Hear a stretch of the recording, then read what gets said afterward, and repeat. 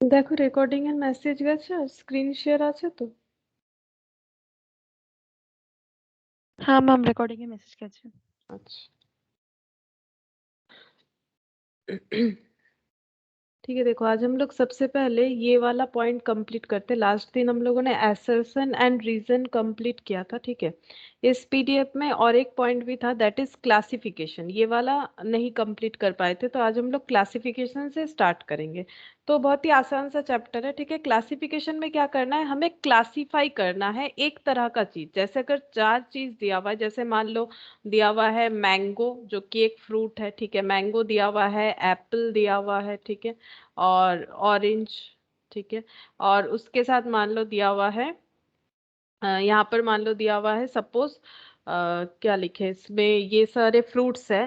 Fruits के साथ suppose लिखा हुआ है यहाँ पर कॉलीफ्लावर, ठीक है। कॉलीफ्लावर या फिर कैबेज लिखा हुआ है, तो ये क्लासिफिकेशन में ये तीन एक जगह आ जाते हैं, बिकॉज ये तीन फ्रूट है बट ये फ्रूट नहीं है, ठीक है। ये जो है ये वेजिटेबल है, तो ये अलग हो जाएगा। तो क्लासिफिकेशन में क्या करना है, हमें जो अलग आइटम है उसे आइडेंटिफाई करना है। Classification means to assort the item of given group on the basis of certain common quality. बाकी सब में कॉमन क्वालिटी होगा, लेकिन कोई एक होगा जो ऑड होगा, मतलब ऑड जो है उसे फाइंड आउट करना है, दैट इज क्लासिफिकेशन। तो एक जगह मतलब एक तरह का जो भी होगा उसे छोड़ के जो एक तरह का नहीं होगा, मतलब जो ऑड होगा उसे हमें फाइंड आउट करना है। जैसे देखो ये बड़ा ही आसान है, हमें कॉमन सेंस से ही करना पड़ेगा। Choose the odd one. Horse, lion, giraffe, cheetah, panda. तो क्या लगता है कि कौन सा ऑड हो सकता है? तो देखो यहाँ पर ये सब में जो ऑड है, देखो लायन, जीराफ, चीता, पांडा, ये सब हम लोग कभी भी मतलब इसे हम लोग एज अ पेट एनिमल नहीं रख सकते, ठीक है। मतलब वाइल्ड एनिमल है, ये सारे के सारे वाइल्ड एनिमल है। ऐसा नहीं कि हॉर्स भी होता है, ठीक है। हॉर्स भी वाइल्ड होता है, लेकिन हॉर्स जो है उसे हम लोग क्या कर सकते हैं, उसे हम लोग मतलब रख भी सकते हैं। लेकिन कोई घर पे लायन रख ले, आजकल तो ये सब होते रहता है घर पे, मतलब ऐसे वीडियोस वगैरह आते रहते हैं कि लोगों ने अब क्या बोले टाइगर, लायन, ये सब जो है वो घर पे रख रहे, हो सकता है। लेकिन नॉर्मल केसेस में हम लोग देखेंगे कि ये सब जो है ये वाइल्ड एनिमल है, एक्सेप्ट हॉर्स, बाकी सब वाइल्ड एनिमल है। तो इसमें ऑड कौन सा हो गया? हॉर्स, ठीक है। ऑड हो जाएगा हॉर्स। अच्छा, अब नेक्स्ट देखते हैं, नेक्स्ट कौन सा है। Choose the odd one. अब देखो कुछ नंबर दे रखा है, इसमें से हमें ऑड वाला नंबर कौन सा है ये फाइंड आउट करना है। तो कैसे फाइंड आउट करेंगे? तो ये सब बड़ा बड़ा नंबर से तो कुछ समझ में नहीं आ रहा है, लेकिन ये कुछ छोटे नंबर से हमें समझ में आ रहा है। 64 जो है ये किसी का स्क्वायर भी हो सकता है, क्यूब भी हो सकता है। ये 4 का क्यूब होता है शायद, एक बार चेक कर लेते हैं। 4 का क्यूब 64 होता है, हाँ। और ये जो है 8 का स्क्वायर भी होता है। तो इसका मतलब ये सारे नंबर या तो किसी के स्क्वायर होंगे या तो किसी के क्यूब होंगे। तो हमें देखना पड़ेगा कि स्क्वायर है कि क्यूब है। जैसे कि 343, तो मुझे तो लगता है ये स्क्वायर है कि क्यूब है। 343, इसको चेक कर लेते, चलो इसको चेक करेंगे। कैलकुलेटर तो मिलेगा नहीं एग्जाम टाइम में, तो ऐसे कर सकते हैं। ये देखो 1 1 वन, ठीक है। तो यहाँ पर हो गया 2 4 3, यहाँ पर 2 मल्टीप्लाई करने से जैसे करके इसको कैलकुलेट किया जाता है। तो मुझे नहीं लगता ये स्क्वायर फॉर्मेट में होगा, ठीक है। 343 ये स्क्वायर फॉर्मेट में अप्लाई होगा नहीं, क्योंकि स्क्वायर का क्या होता है, 12 12 144 होता है, ठीक है। ये है 343। और 13 13 का क्या होता है, 13 × 13, इसका कैलकुलेशन क्या हो जाएगा, 13 × 13 ये 169 होता है।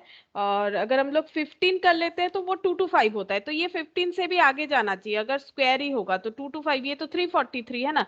तो 15 17 करके देखते हैं, 17 का 289 होता है, 18 का हो जाएगा 324, ठीक है। और 19 का उससे ज्यादा हो जाएगा। तो मुझे नहीं लगता है कि ये स्क्वायर फॉर्मेट में आएगा। तो हम लोग क्यूबिक, मुझे लगता है क्यूबिक फॉर्मेट वैलिड होगा। देख लेते हैं क्यूबिक फॉर्मेट में वैलिड होगा कि नहीं। जैसे कि 343, तो 3 से डिवाइड करते हैं, 3 से तो नहीं होगा। 343 7 से हो जाएगा क्या, चेक करते हैं।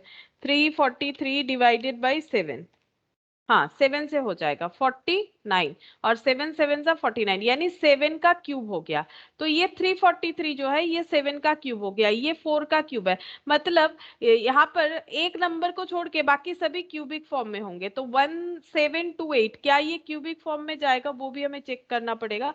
तो 1728 का क्यूबिक फॉर्म होगा क्या? तो 1728 डिवाइडेड बाई 2 कर लेते हैं तो 864, फिर डिवाइडेड बाई 2 कर लेते हैं तो ये हो जाएगा 432, फिर डिवाइडेड बाई 2 कर लेते हैं तो ये हो गया 216, फिर डिवाइडेड बाई 2 कर लेंगे तो ये हो गया 108, फिर डिवाइडेड बाई 2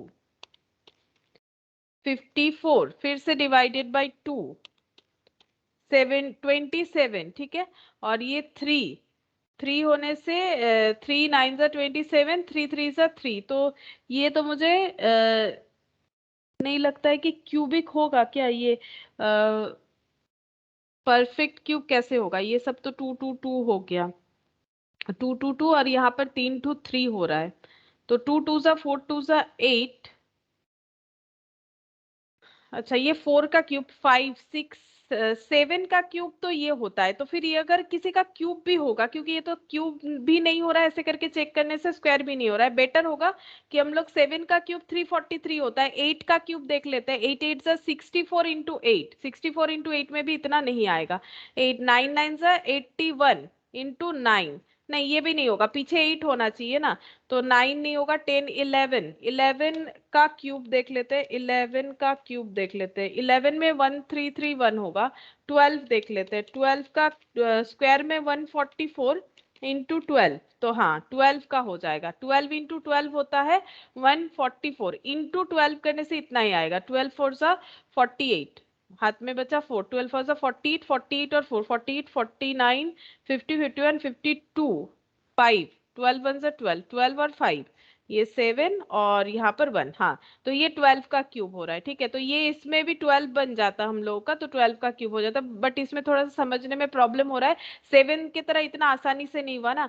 तो ये 12 का क्यूब, तो हम लोग ऐसे देख सकते हैं कि अगर हमारा 10 का क्यूब देख ले, 10 तक हम लोग ऐसे ही काउंट कर सकते, 10 का क्यूब ही अगर देख ले तो ये हो जाता है 1000, ये 1000 से ज्यादा है, मतलब उसके बाद का हमें चेक करना चाहिए। तो ये भी क्यूब आ रहा है, 12 का क्यूब हो गया, 4 का क्यूब हो गया। अच्छा अब ये वाला 1331 इसका देखते हैं, तो ये तो इससे कम है, ठीक है।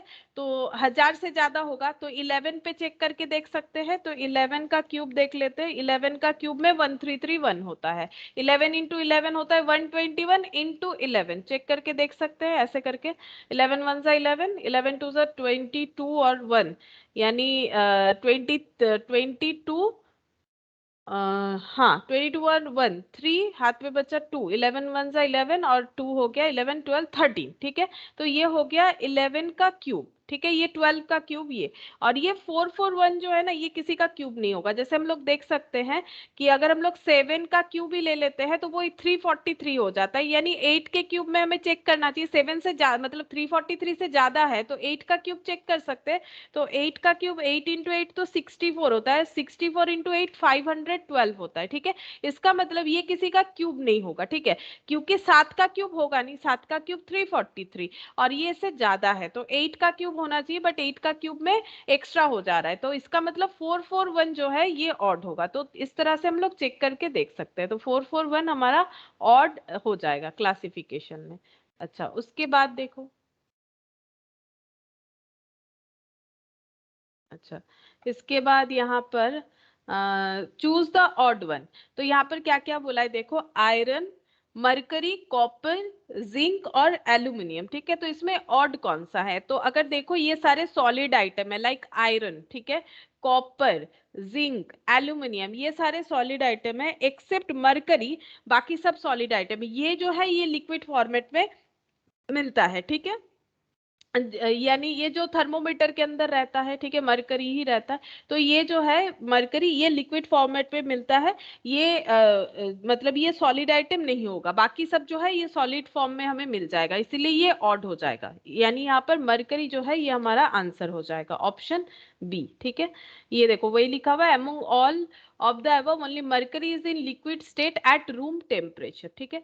अच्छा नेक्स्ट देखो क्या बोल रहा है, 4 of the following 5 are alike in certain way, चार में से 4 ऑफ द फॉलोइंग 5, अच्छा 5 में से 4 जो है वो एक तरह का है और वो एक ग्रुप बनाता है, which is one that does not belong to the group, जो कि एक ऐसा है जो कि उस ग्रुप में बिलोंग नहीं करेगा, मतलब वही ऑड पूछ रहा है। तो बैडमिंटन है, टेबल टेनिस है, और क्या दिया हुआ है, बैडमिंटन, टेबल टेनिस, उसके बाद दिया हुआ है लॉन टेनिस, ठीक है, हॉकी और रग्बी, ठीक है। तो इसमें से ऑड कौन कौन सा है? तो बैडमिंटन जो है, यहाँ पर बैडमिंटन का मतलब हम लोग जो यहाँ पर इंस्ट्रूमेंट देखो, ठीक है, कैसे करके हम लोग ऑड ढूंढेंगे। बैडमिंटन, टेबल टेनिस, सारे गेम के बारे में हमें थोड़ा थोड़ा नॉलेज होना चाहिए। अगर बैडमिंटन में देखो तो 2 प्लेयर, ठीक है, टेबल टेनिस में भी अगर देखो 2 प्लेयर, ठीक है, और सबके हाथ में बैडमिंटन रहता है, बैडमिंटन के केस में बैडमिंटन और कॉर्क रहता है, ठीक है। टेबल टेनिस के केस में भी रैकेट वगैरह रहेगा।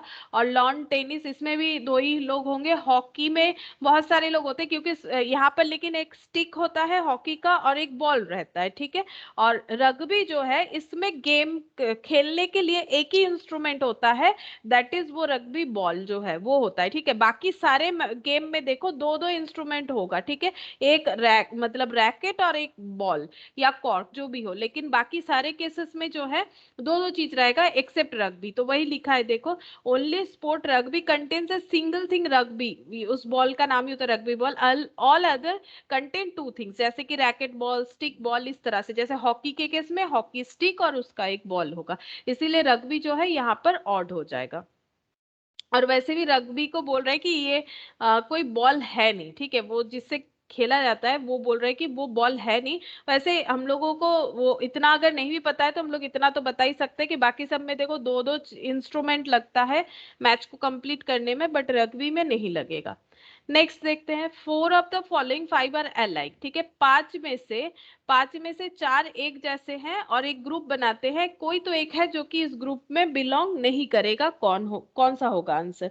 तो देखो ये थोड़ा पॉलिटिक्स वाला, मतलब देश के बारे में, देश के पॉलिटिक्स के बारे में दिया हुआ है। ये देखो, मोरारजी देसाई, लाल बहादुर शास्त्री, आर वेंकट रमन, राजीव गांधी, पीवी नरसिम्हा राव, ठीक है।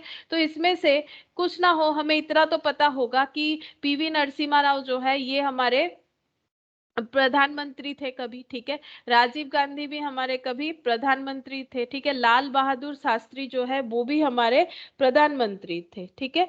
और जो ये है क्या बोलते हैं उसे, मोरारजी देसाई जो है वो भी हमारे प्रधानमंत्री थे, ठीक है। लेकिन इसका मतलब आर वेंकट रमन ये हमारे प्रधानमंत्री नहीं थे, ये प्रेसिडेंट थे कभी, ठीक है। तो ये बाकी सब जो है ये प्रधानमंत्री थे। तो देखो, राजीव गांधी, पीवी नरसिम्हा राव, मोरारजी देसाई, तो इनमें से सारा चीज याद हो ना हो, लाल बहादुर शास्त्री एटलीस्ट याद हो जाता है, स्पेशल केस है। राजीव गांधी भी याद हो जाता है, ठीक है। और ये अगर पता हो तो ठीक है, मतलब पता होना चाहिए, अगर नहीं भी है तो ये रूल्स ये इस तरह से होगा, ठीक है, क्योंकि बाकी सब प्राइम मिनिस्टर थे और ये प्राइम मिनिस्टर नहीं थे, ठीक है। तो ये हो गया, यानी आर वेंकट रमन जो है ये हमारा आंसर हो जाएगा, ये ग्रुप में बिलोंग नहीं करेगा। नेक्स्ट देखो क्या दिया हुआ है, 4 of the following 5 are alike in a certain way and so form a group which is one that does not belong to the group. तो यहाँ पर क्या क्या दिया हुआ है देखो, लीमा, अब ये क्या है, वेलिंगटन, कायरो, क्यूबा, किंगस्टन। तो देखो ये है जगह का नाम दिया हुआ है, ठीक है। तो इसमें कोई एक है जो कि अलग है। तो इसके लिए हम लोग थोड़ा सा नॉलेज ले सकते हैं गूगल का हेल्प लेके, जैसे कि लीमा। तो लीमा क्या है, चलो देख लेते हैं, लीमा कोई देश है क्या है, चलो चेक करते हैं। लीमा क्या है, कैपिटल ऑफ पेरू, ये देखो यहाँ पर दिख रहा होगा। लीमा जो है ये पेरू का कैपिटल है, ठीक है, लीमा जो है ये पेरू का कैपिटल है। अच्छा, तो वेलिंगटन क्या है देखते हैं यहाँ पर।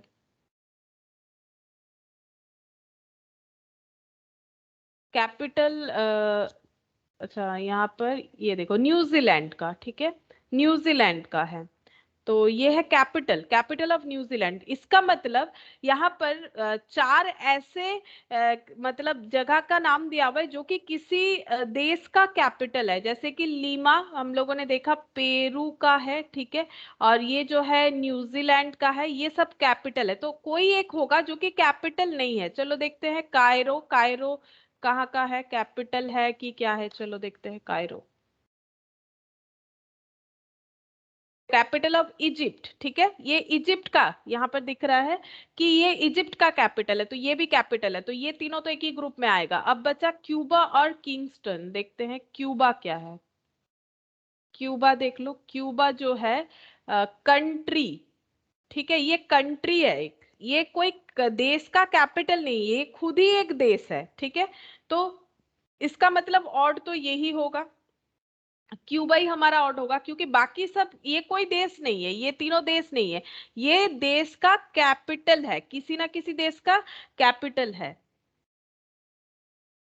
और ये क्यूबा जो है ये खुद एक देश है। और किंगस्टोन का देख लो, किंगस्टोन का क्या है,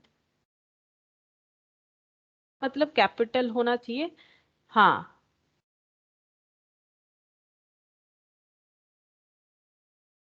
ये देखो ये कैपिटल है किसी जगह का, ठीक है, ये कैपिटल है, तो ये सब कैपिटल है, और ये जो है ये एक देश है, ठीक है, तो इसका मतलब ऑड हो जाएगा क्यूबा। नेक्स्ट देखते हैं। अच्छा, एक मिनट, शालिनी का नहीं हो रहा है अभी भी, एक सेकंड।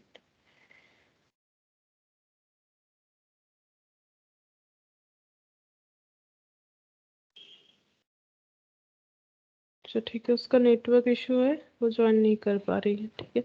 अच्छा, फोर्थ नंबर पे देखो, four of the following five are alike in a certain way and so form a group which is one that does not belong to that group। कौन है कौन सा ऐसा है कि जो उस ग्रुप में बिलोंग नहीं करेगा, लाइक ग्राउंड नट, ठीक है, पहला बोला गया है ग्राउंड नट। उसके बाद देखते हैं क्या है, क्यूमिन, ठीक है, क्यूमिन का मतलब जीरा होता है, सिनेमन मतलब दालचीनी, पेपर मतलब वो जो गोल मिर्ची जिसे बोलते हैं, क्लोव यानी लौंग हो गया, ठीक है। तो ये सब देखो अलग हो गया। और ये ग्राउंड नट जो है ये तो स्पाइसेस नहीं है ना, ये सब मसाला है, ये सब हम लोग मसाले की तरह यूज करते हैं, ठीक है, ये सब मसाला है यानी स्पाइसेस है। लेकिन ये ऊपर जो ग्राउंड नट दिख रहा है ये कोई स्पाइसेस नहीं है, ठीक है, ग्राउंड नट कोई स्पाइसेस नहीं है, ये नट है, ये नट के कैटेगरी में आता है। जैसे आलमंड होता है, पिस्ता होता है, तो ये नट्स के कैटेगरी में आता है, तो इसीलिए ये वाला ही ऑड होना चाहिए। फोर्थ का ऑड देखो ग्राउंड नट, बाकी सब क्योंकि स्पाइसेस है, बाकी सब एक कैटेगरी में आता है। नेक्स्ट देखो क्या दिया हुआ है फिफ्थ नंबर पे, four of the following five are alike in a certain way and so form a group, ठीक है, which is one that does not belong to that group. ऐसा कौन सा है जो कि उस ग्रुप में बिलोंग नहीं करेगा, ठीक है। अच्छा, अब देखते हैं ये कैसे बना हुआ है। जैसे यहाँ पर दिया हुआ है 1936 2916, ठीक है, 2304 3364 और एक भी है, अच्छा 2744, ठीक है। तो ये किसी भी तरह से जो है ये एक जैसा होगा, लेकिन कोई एक आइटम इसमें ऐसा है जो कि अलग है, ठीक है, देखते हैं। तो यहाँ पर है 1936, तो 1936 कैसे आया होगा, ये किसी का स्क्वायर वगैरह हो सकता है क्या, 18 का स्क्वायर नहीं होगा, 19 का स्क्वायर, 20 का स्क्वायर देख लेते हैं तो 400, ये तो काफी ज्यादा है 1936। अच्छा, क्यूब करके देखते हैं, तो ये 21 का देख लेते हैं, 21 का क्यूब देख लेते हैं, नहीं 21 का क्यूब तो काफी हो गया, 12 का क्यूब, 12, 13 का क्यूब देखो, 13 का क्यूब ये तो ज्यादा हो जाएगा, 12 का क्यूब, ये 1728, नहीं ये तो क्यूब नहीं होता है। अच्छा, स्क्वायर हो सकता है, फिर क्यूब में तो नहीं जा रहा है। चलो स्क्वायर का चेक करते हैं, स्क्वायर तो आराम से ऐसे चेक करके देख सकते हैं, जो रूल्स होता है उसके हिसाब से। पहले हमें दो दो नंबर लेना पड़ेगा, ठीक है, तो 8 8 16, यहाँ पर 3 हो गया, दो नंबर नीचे आता है, रूल्स जो है 8 इंटू 2, यहाँ पर 16 हो जाएगा। यहाँ पर हमें ऐसा नंबर मल्टीप्लाई करना है, मतलब अगर यहाँ पर 6 लगाएंगे तो 6 से ही पूरा पूरा मल्टीप्लाई करना पड़ेगा, तो कितना हो जाएगा, ये 4 लगा के देखते हैं, ठीक है, ये 6 मुझे काफी ज्यादा लग रहा है, 4 इंटू करके देखते हैं, 4 4 16, यहाँ पर कितना हो जाएगा 164 इंटू 4, यहाँ पर 656 हो जाता है, नहीं तब तो नहीं होगा। अच्छा, तो फिर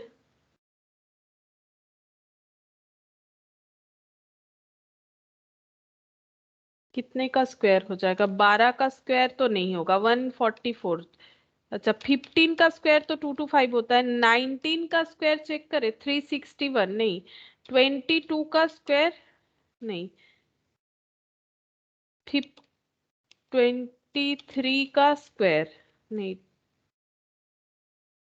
35 का स्क्वायर, ये भी कम हो रहा है, 35, 39, 39, 42 का स्क्वायर चेक करते हैं, 17, नहीं ये भी बहुत कम आ रहा है, 45 का स्क्वायर ये ज्यादा आ रहा है, 44 का स्क्वायर, 44 का स्क्वायर 1936 आ जाए, अच्छा 44 होना चाहिए। ओ मैंने 8 क्यों लिखा हुआ है, 8 से थोड़ी ना इतना होता है, 4 4 जा 16, दो नंबर लेना पड़ेगा ना, तो यहाँ पर 3 आएगा, मैंने गलती से 8 लिख दिया, 4 4 जा 16, ठीक है। तो ये 4 में 2 मल्टीप्लाई करेंगे तो 8 हो जाएगा, फिर 4 से मल्टीप्लाई करके देखो, ये 4 यहाँ पर चला जाएगा। रूल्स कैसे होता है, ये इसको हम लोग बोलते हैं कि स्क्वायर का कैलकुलेशन, ठीक है। स्क्वायर में डिवाइड कैसे किया जाता है, पहले दो दो नंबर लेना पड़ेगा, और जो टेबल है वो नॉर्मल टेबल नहीं होगा, जैसे हम लोग करते हैं 10 1 सा 10, 10 2 सा 20, वैसे नहीं होगा। जो टेबल होता है स्क्वायर का वो इस तरह से होता है, 1 1 सा 1, जो डबल डबल वाला है वही होता है, 2 2 सा 4, 3 3 सा 9, यही एप्लीकेबल होगा यहाँ पर, तो इसीलिए मैंने 4 4 सा 16 लिया, दो दो नंबर लेना पड़ेगा।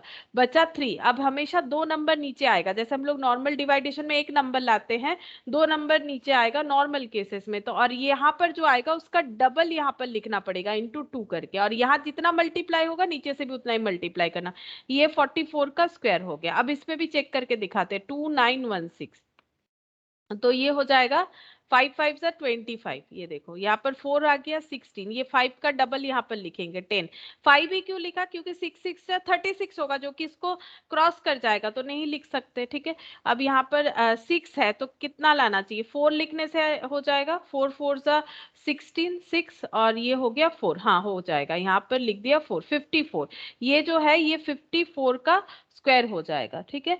अच्छा अब देखो 2304, ये कितने का स्क्वायर होगा, 2304, ये हो जाएगा 4 4 जा 16, 5 5 जा 25, तो 4 4 जा 16 लेना पड़ेगा, दो नंबर, ठीक है। तो 23 माइनस 16, ये आ गया 7 704, ये दो डेटा नीचे आ जाएगा, 4 का डबल लिखेंगे 8, यहाँ पर लिखते हैं 4 लाना पड़ेगा, तो यहाँ पर अगर 8 लिख देते हैं, 8 से मल्टीप्लाई, 88 इंटू 8, ये हो जाएगा 88 इंटू 8 हो जाएगा 704 आ रहा है, ठीक है, 704, और ये 8 यहाँ पर लिखना पड़ेगा इसके बाद 48, तो ये 48 का स्क्वायर हो गया, तो इसका मतलब ये दोनों में से कोई एक नंबर होगा जो स्क्वायर नहीं बनेगा। 3364, तो 3364 में 6 6 जा 36 ज्यादा हो जा रहा है, 5 5 जा 25, तो 25, 33 माइनस 25, ये हो गया 22, नहीं 33 माइनस 25, ये हो जाएगा 8, ये 8 हो गया, ठीक है। और यहाँ पर 64, ये 64 नीचे आ जाएगा, ये 5 का डबल 10, तो यहाँ पर कितना लिखे 4, 4 आने से 2 लेने से 4 आएगा, लेकिन 2 से तो कम हो जा रहा है, और 4 किस में आएगा, 8 में आ जाएगा। 108 इंटू 8 चेक करते हैं, 108 इंटू 8 कितना होता है, 864 होता है, ठीक है।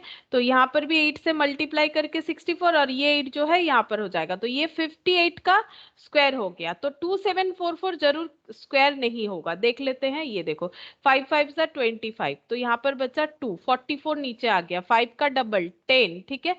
अब यहाँ पर 2 से अगर मल्टीप्लाई करते हैं तो 2 इंटू 2, तो ये हो जाएगा 204, तो 204 आ रहा है। अब इसके बाद अगर हम लोग कोई भी इंटू करते हैं, जैसे 2 2 के अलावा हम लोग 3 3 कर सकते हैं, तो 103 इंटू 3 कितना आएगा, 903, तो 309 तो हमें नहीं चाहिए, एक्सिट कर जा रहा है, तो इसका मतलब ये स्क्वायर फॉर्मेट को वैलिड नहीं करेगा।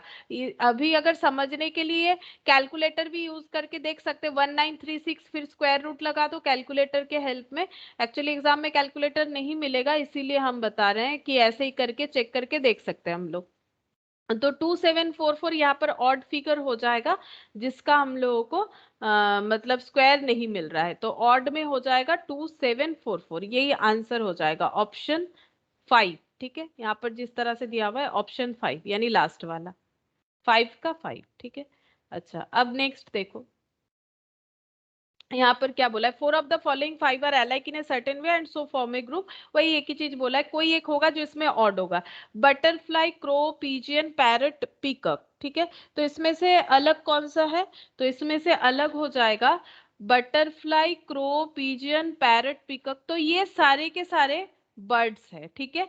लेकिन जो बटरफ्लाई है ये बर्ड्स नहीं है, ठीक है। ये क्या है, ये एक इंसेक्ट है, ठीक है। तो इसका मतलब बटरफ्लाई जो है ये हमारा ऑड ऑड मैटर हो गया। अच्छा, सेवेंथ नंबर देखते हैं। सेवेंथ नंबर में क्या दिया हुआ है देखो, 4 of the following 5 are like, वैसे ही सेम दिया हुआ है। तो क्या दिया हुआ है यहाँ पर, पेल्विस, फिब्यूला, वेटरबा, और यहाँ पर स्कल, अपेंडिक्स। तो ऊपर नाम से अगर नहीं भी पता चल रहा है, ऊपर में ये पेल्विस क्या होता है, फिब्यूला क्या होता है, अगर किसी को नॉलेज नहीं है, लेकिन अपेंडिक्स का नाम सभी ने सुना हुआ है, स्कल तो पता ही है, मतलब जो खोपड़ी होता है, ठीक है।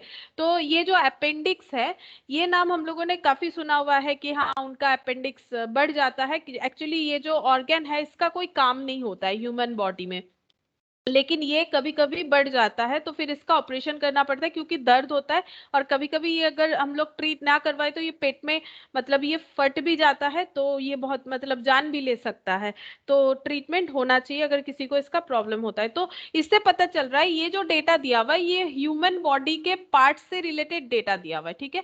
अब ये स्कल जो है ना, स्कल स्कल मतलब जो खोपड़ी होता है इंसान का, ठीक है, जेटा के माथार खुली वाले, तो जो खोपड़ी होता है तो स्कल, तो ये एक हड्डी हो गया, ठीक है। अच्छा, और ये सब अगर देखो ना कि लाइक पेल्विस, फिब्यूला, वेटरबा, ये सब जो है ना, ये इंसान के शरीर का जो है मतलब ह्यूमन बॉडी का बोन्स का नाम है। जैसे एक हम लोग देख सकते हैं यहाँ पर चेक करके, जैसे कि पेल्विस या फिर फिब्यूला देख सकते हैं हम लोग, जैसे कि यहाँ पर लिख लेते हैं, क्या स्पेलिंग क्या था, फिब्यूला, फिब्यूला।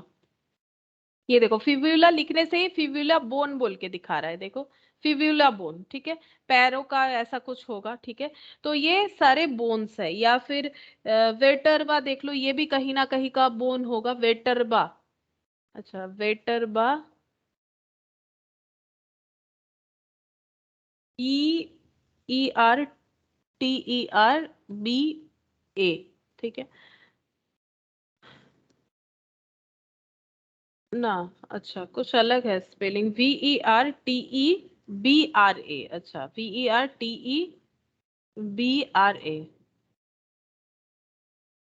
अच्छा, ये भी कुछ बोन्स जैसा ही है, ठीक है, ये भी कुछ बोन है कहीं का, ठीक है। और एक था पेल्विस,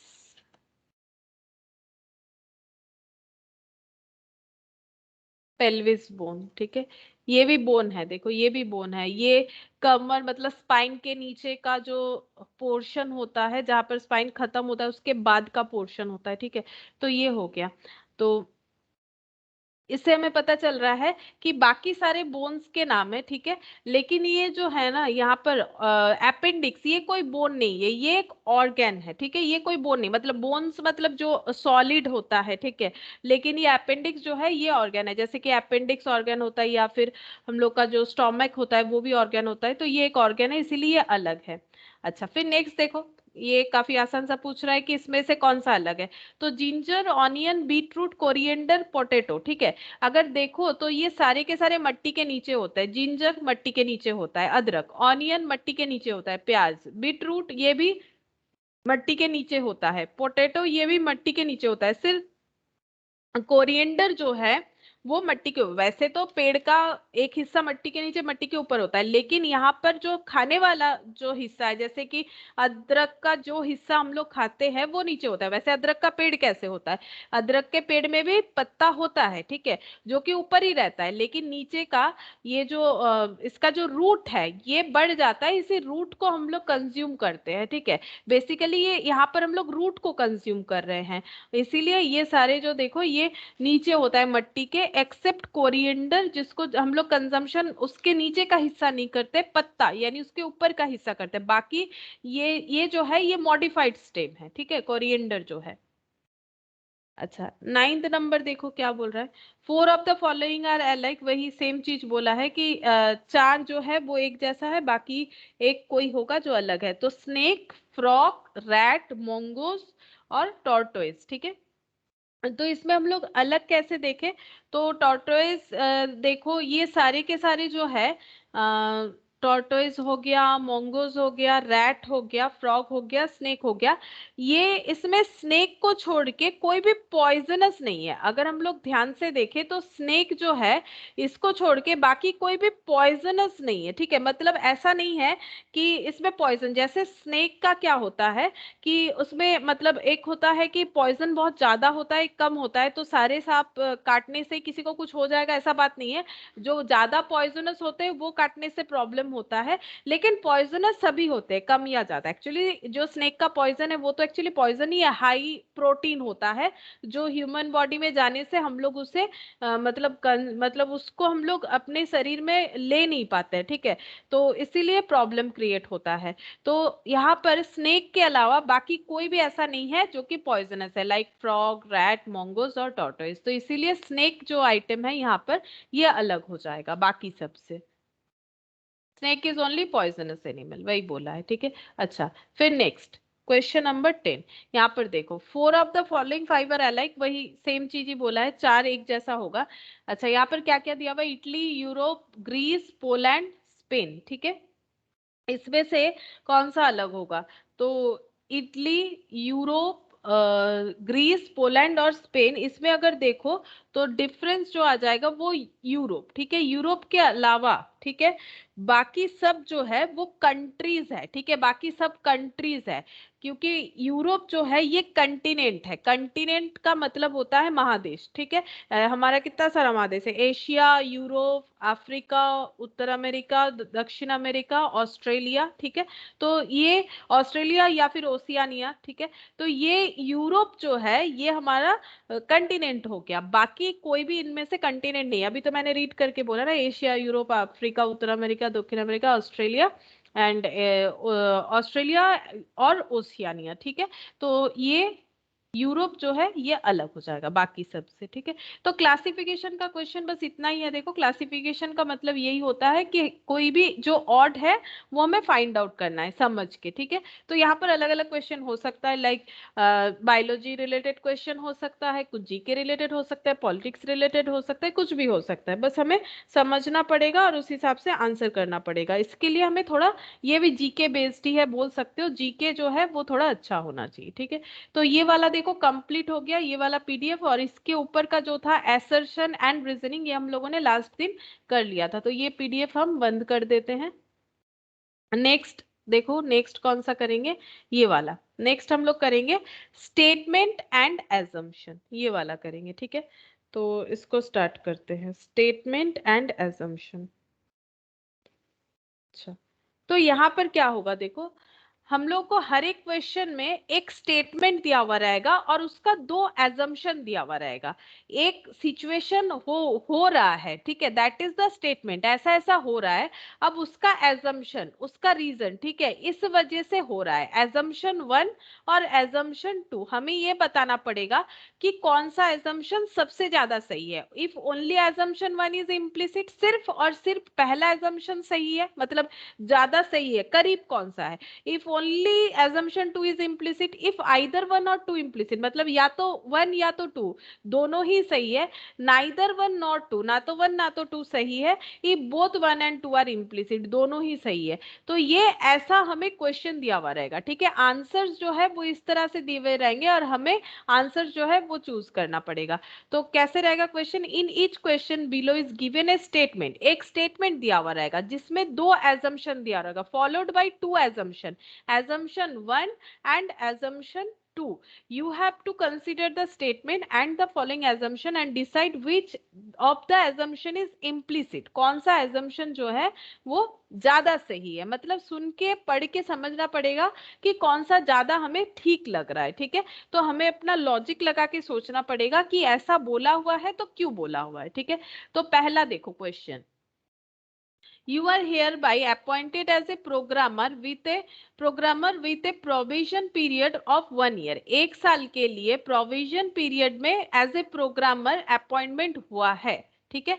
you are, ठीक है, मतलब ये स्टेटमेंट बोल रहा है तुम्हें अपॉइंट किया जाता है प्रोग्रामर के बेसिस पे प्रोविजन पीरियड में, ठीक है, 1 साल के लिए, and your performance will be reviewed, और तुम्हारा परफॉर्मेंस जो है वो देखा जाएगा, ठीक है, रिव्यू किया जाएगा कि कैसे हो रहा है, ठीक है, will be reviewed at the end of the period for confirmation, और ये 1 साल बाद हम लोग कंफर्म करेंगे कि तुम्हें जॉब मिलेगा कि नहीं मिलेगा, ठीक है।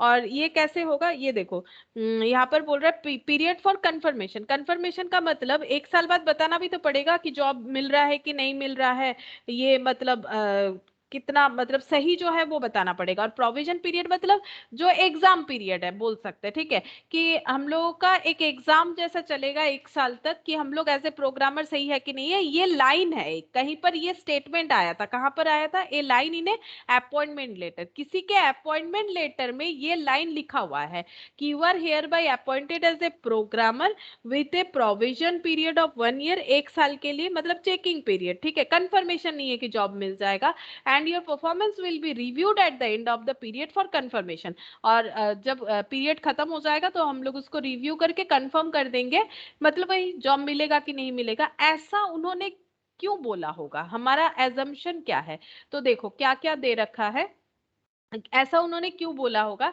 तो पहला दे रखा है the performance of an individual generally is not known at the time of appointment offer, जब अपॉइंटमेंट का ऑफर दिया जा रहा है, ठीक है, आपको काम में रखेंगे, तब नहीं पता चलता है कि किसी का परफॉर्मेंस कैसा है, किसी इंडिविजुअल का। क्या ये रीजन है, ये एजम्पशन 1 है। या फिर generally an individual tries to prove his worth in the provision period, मतलब जब किसी को जस्ट ऐसे ही ट्रेनिंग पीरियड में रखा जा रहा है, ठीक है, तब वो अपना बेस्ट देना चाहता है ताकि लोगों को समझ में आए कि वो क्या कंपनी के लिए कर सकता है या जहां भी काम कर रहा है।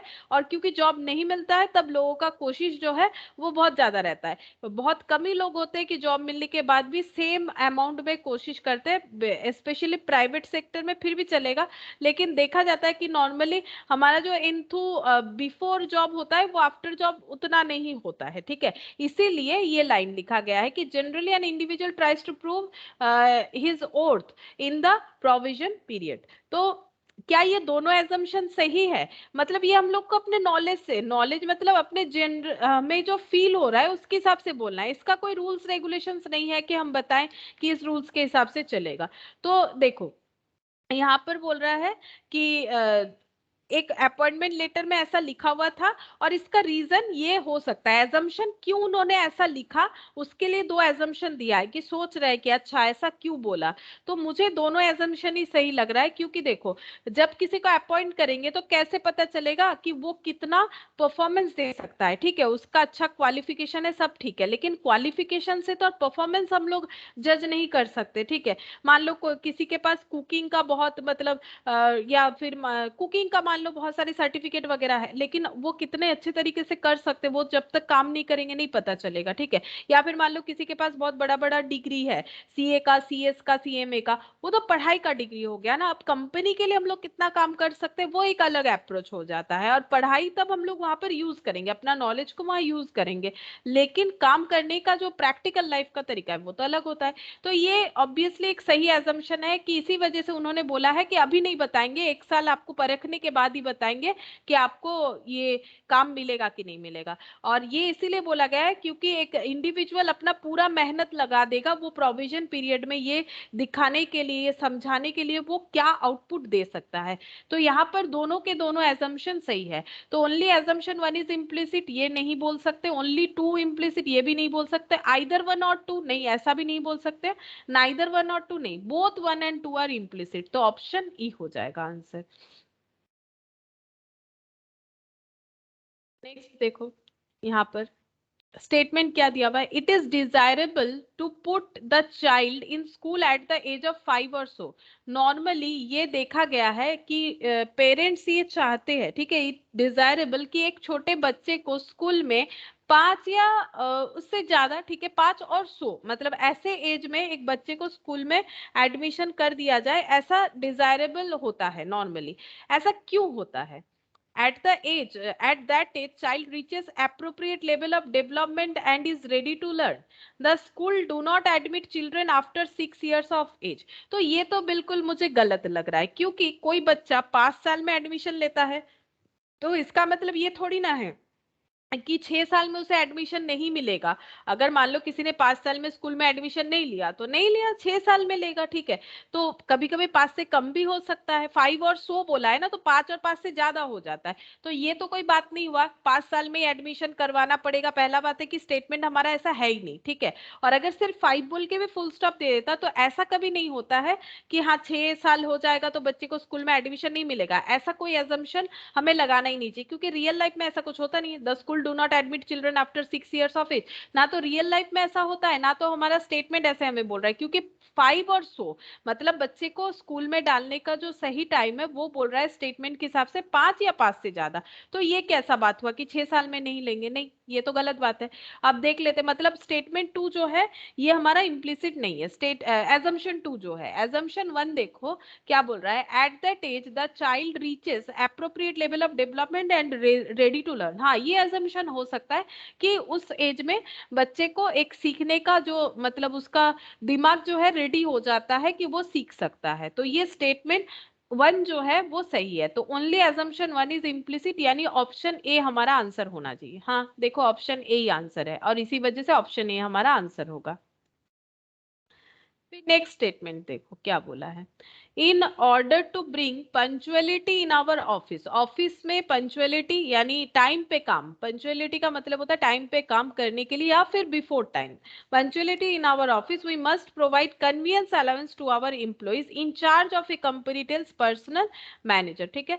तो इन एक कंपनी के इंचार्ज है वो पर्सोनल मैनेजर को बोल रहे हैं। पर्सोनल मैनेजर का मतलब होता है जो ह्यूमन बीइंग को रिक्रूट करते हैं किसी कंपनी में, यानी एचआर सेक्टर में जो होते हैं उन्हें बोला जाता है पर्सोनल मैनेजर, ठीक है। पर्सोनल मैनेजर, इनको एक कंपनी के इंचार्ज ने बोला कि हमारे ऑफिस में पंचुअलिटी लाने के लिए हमें अपने एम्प्लॉइज को आने जाने का कन्वीनियंस अलाउंस जो है वो देना चाहिए, ठीक है। इन्होंने ऐसा क्यों बोला होगा, इनके दिमाग में ये आइडिया क्यों आया है, ये तो इन्होंने बोल दिया।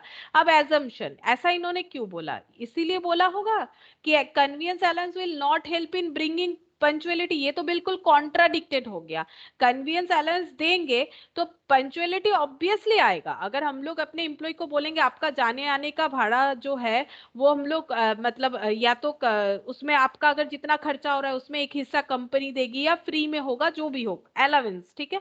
तो कन्वीनियंस अलाउंस हमें ऑब्वियसली हेल्प करेगा कि हम लोग फिर एम्प्लॉय को बोल सकते हैं आपको कन्वीनियंस अलाउंस वगैरह मिल रहा है फिर आप क्यों लेट कर रहे हैं, तो हमारे पास ऑप्शन रहेगा बोलने का। तो convenience allowance will not help in bringing punctuality, ये तो बिल्कुल गलत बात है, क्योंकि इन्होंने ये तो स्टेटमेंट के उल्टा चला जाता है। स्टेटमेंट में तो यही बोला गया कि कन्वीनियंस अलाउंस देंगे तो हमारे एम्प्लॉय जो है वो पंचुअल हो जाएंगे। तो ये नहीं होगा, पॉइंट 1 जो है ये नहीं होगा। पॉइंट 2 का एजम्पशन देखते हैं, discipline and revert should always go hand in hand. Discipline का बात क्यों हुआ है, क्योंकि पंचुअलिटी में रहना मतलब टाइम पे पहुंचना या टाइम के आगे पहुंचने को डिसिप्लिन माना जाता है, ठीक है। तो discipline and revert should always go hand in hand, ठीक है। तो अगर हम लोग इस तरह से काम करेंगे तो ऑब्वियसली हमारे ऑर्गेनाइजेशन में डिसिप्लिन रहेगा। तो हाँ, ये एक वजह हो सकता है उनका ऐसे बोलने का। तो जो पॉइंट बी है मतलब 2 एजम्पशन है वो सही है, ठीक है। ओनली एजम्पशन 2 इज इम्प्लिसिट, तो ऑप्शन बी ये ट्रू हो जाएगा, ठीक है। तो इस तरह से हमें पढ़ के समझना पड़ेगा। अच्छा, 4th नंबर देखो, 4th नंबर में क्या बोला है, unemployment allowance should be given to all unemployed Indian youth. बोल रहा है कि अनएम्प्लॉयड अलाउंस, ठीक है, जिसे बोलते हैं बेकार भत्ता, ठीक है। Unemployed employment allowance should be given to all unemployed Indian youth above 18 years of age. India में जितने भी यूथ है जो कि 18 साल से ऊपर है और अनएम्प्लॉयड है उनको अनएम्प्लॉयमेंट अलाउंस दिया जाएगा, ठीक है। ऐसा एक स्टेटमेंट आया है, तो ऐसा क्यों बोला होगा, कौन देगा, गवर्नमेंट देगा, ऐसा क्यों बोला होगा। There are unemployed youth in India who needs monetary support. हाँ, ये एक रीजन हो सकता है कि जो अनएम्प्लॉयड यूथ है उनको पैसे का जरूरत है, मॉनिटरी सपोर्ट करना पड़ेगा, इसीलिए सरकार ऐसे बोल रही है। The government has sufficient funds to provide allowance to all unemployed youth. बोल रहा है कि गवर्नमेंट के पास सफिशिएंट फंड है जिससे गवर्नमेंट क्या कर सकता है, वो अलाउंस प्रोवाइड कर सकता है सारे के सारे अनएम्प्लॉयड यूथ को। लेकिन ये एजम्पशन थोड़ा सा जो है ये हमारे स्टेटमेंट के साथ उतना भी नहीं जा रहा है। क्यों नहीं जा रहा है? क्योंकि यहाँ पर बोला है सबको दिया जाएगा, ऐसे नहीं। वो एक देखो एक क्राइटेरिया दे दिया है, अबव 18 इयर्स ऑफ एज, ठीक है। उनके नीचे भी जो है वो भी यूथ है, लेकिन उन्हें दिया जाएगा ऐसे नहीं बोला है। और एक पॉइंट, गवर्नमेंट के पास सफिशिएंट फंड है ऐसा नहीं बोला है। गवर्नमेंट हेल्प करना चाहती है, फंड सफिशिएंट है तो बांट देगी ऐसा नहीं बोल रहा है, डिस्ट्रीब्यूट कर देगी ऐसा नहीं बोल रहा है, ठीक है। तो इसीलिए हम स्टेटमेंट के साथ एजम्पशन वन जो है वो सबसे ज्यादा सही जा रहा है। तो only assumption one is implicit. देखो ओनली एजम्पशन वन यानी ऑप्शन ए। यहाँ पर चाहो तो ये पढ़ भी सकते हो, ठीक है। यहाँ पर जो है डिस्कस किया हुआ है, ये देखो, it I directly follow from statement. अगर स्टेटमेंट से देखे, so is implicit also the statement is a suggestion and does not tell about a government policy और its position of fund. Fund के बारे में कुछ नहीं बोला है, इसीलिए सेकंड पॉइंट वाला हम लोग इम्प्लिसिट नहीं मानते हैं, ठीक है। अच्छा, फिफ्थ नंबर पे देखो क्या बोल रहा है। स्टेटमेंट क्या है? If you trouble me I will slap you, a mother once her child, ठीक है।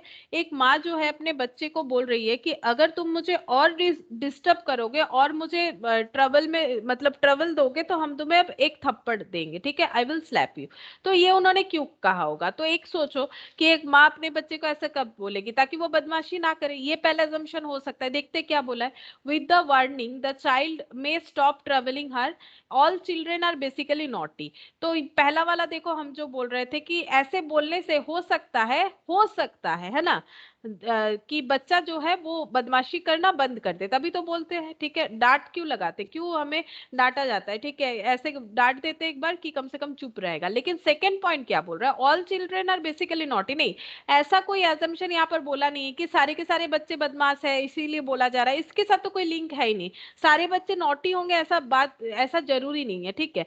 जो नॉटी होगा, जो डिस्टर्ब कर रहा होगा अपनी माँ को, वो माँ अपने बच्चे को ये बात बोल सकती है ताकि वो डिस्टर्ब करना कम कर दे या बंद कर दे, ठीक है। तो ये पॉइंट ए जो है, one, only assumption one is implicit होगा, ठीक है। तो फिफ्थ नंबर का ए होगा। ये तो काफी आसान है, समझ में ही आ रहा है। नेक्स्ट देखो, सिक्स्थ नंबर पे स्टेटमेंट क्या दिया हुआ है, द स्टेट गवर्नमेंट ने क्या डिसाइड किया, the state government has decide to appoint 4000 primary school teacher. Primary school में 4000 टीचर अपॉइंट करने का इन्होंने सोचा है during the next financial year. Next financial year में उन्होंने सोचा है कि 4000 लोगों को प्राइमरी स्कूल के टीचर के लिए हम लोग अपॉइंट करेंगे। इन्होंने ऐसा क्यों सोचा होगा? There are enough schools in the state to accommodate 4000 additional primary school teacher. हाँ, ये एजम्पशन सही लग रहा है। देखो गवर्नमेंट जब ऐसा बोल रही है कि डायरेक्टली कि हम लोग 4000 लोगों को प्राइमरी स्कूल का नौकरी देंगे, टीचर के पोस्ट में अपॉइंट करेंगे, तो ऑब्वियसली इतना सारा स्कूल तो होना चाहिए जहां पर 4000 लोगों को एज ए टीचर अपॉइंट किया जाए। तो there are enough school in the state to accommodate 4000 additional primary school teacher. तो ये assumption तो मुझे ठीक लग रहा है। अब देखते हैं कि सेकेंड assumption क्या बोल रहा है, the eligible candidates may not interested to apply as government may not finally appoint such a large number of primary school teacher. बोल रहा है कि द एलिजिबल कैंडिडेट मतलब जो एलिजिबल होंगे, एक एलिजिबिलिटी होता है प्राइमरी स्कूल के टीचर के लिए, जैसे 12 पास होना चाहिए। तो एलिजिबल कैंडिडेट्स जो है वो इंटरेस्टेड नहीं है इस पोस्ट के लिए अप्लाई करने के लिए, क्योंकि गवर्नमेंट जो है may not finally appoint such a large number of primary school teacher. उनको लगता है कि गवर्नमेंट जो है वो ऐसे ही मतलब हवा पे बात कर रही है, वो बिल्कुल कोई भी लोगों को अपॉइंट नहीं करेगी, इतने सारे लोगों को तो एटलीस्ट अपॉइंट नहीं कर पाएगी, ठीक है। लेकिन इसके साथ ये एजम्पशन बिल्कुल मुझे नहीं लग रहा है कि ये एजम्पशन टैली हो रहा है, ठीक है। क्यों? देखो, क्योंकि बोल रहा है eligible candidate may not interested to apply, लेकिन यहाँ पर हमें ऐसा तो नहीं बोला है कि कौन इंटरेस्टेड है कौन इंटरेस्टेड नहीं है। यहाँ पर अगर हमें कुछ बोला है तो वो सिर्फ इतना ही बोला है कि वैकेशन अगर होगा, ठीक है, मतलब अगर वैकेशन है मतलब खाली है, तो फिर ऑब्वियसली अपॉइंटमेंट होगा। ये फिर भी एजम्पशन सही है, लेकिन कौन लेटर में कौन अप्लाई करेगा कौन अप्लाई नहीं करेगा इसके बारे में ये स्टेटमेंट कुछ नहीं बोल रहा है। स्टेटमेंट ये बोल रहा है कि सरकार 4000 लोगों को as a teacher, primary school के टीचर अपॉइंट करना चाहती है। ठीक है, अब ऐसा क्यों चाहती है उस हिसाब से हमें सोचना चाहिए। ये तो सरकार ने क्यों बोला वो हमें सोचना है, ये तो लोगों का मानना है। हो सकता है कि जो अप्लाई करना चाहते वो नहीं करेंगे क्योंकि उनको सरकार पे विश्वास नहीं है, वो अलग बात है। लेकिन स्टेटमेंट तो पब्लिक के हिसाब से नहीं दिया हुआ है, स्टेटमेंट जो है वो गवर्नमेंट के हिसाब से दिया हुआ है। तो एजम्पशन 1 जो है वो सही है। Only assumption 1 is implicit, option ए।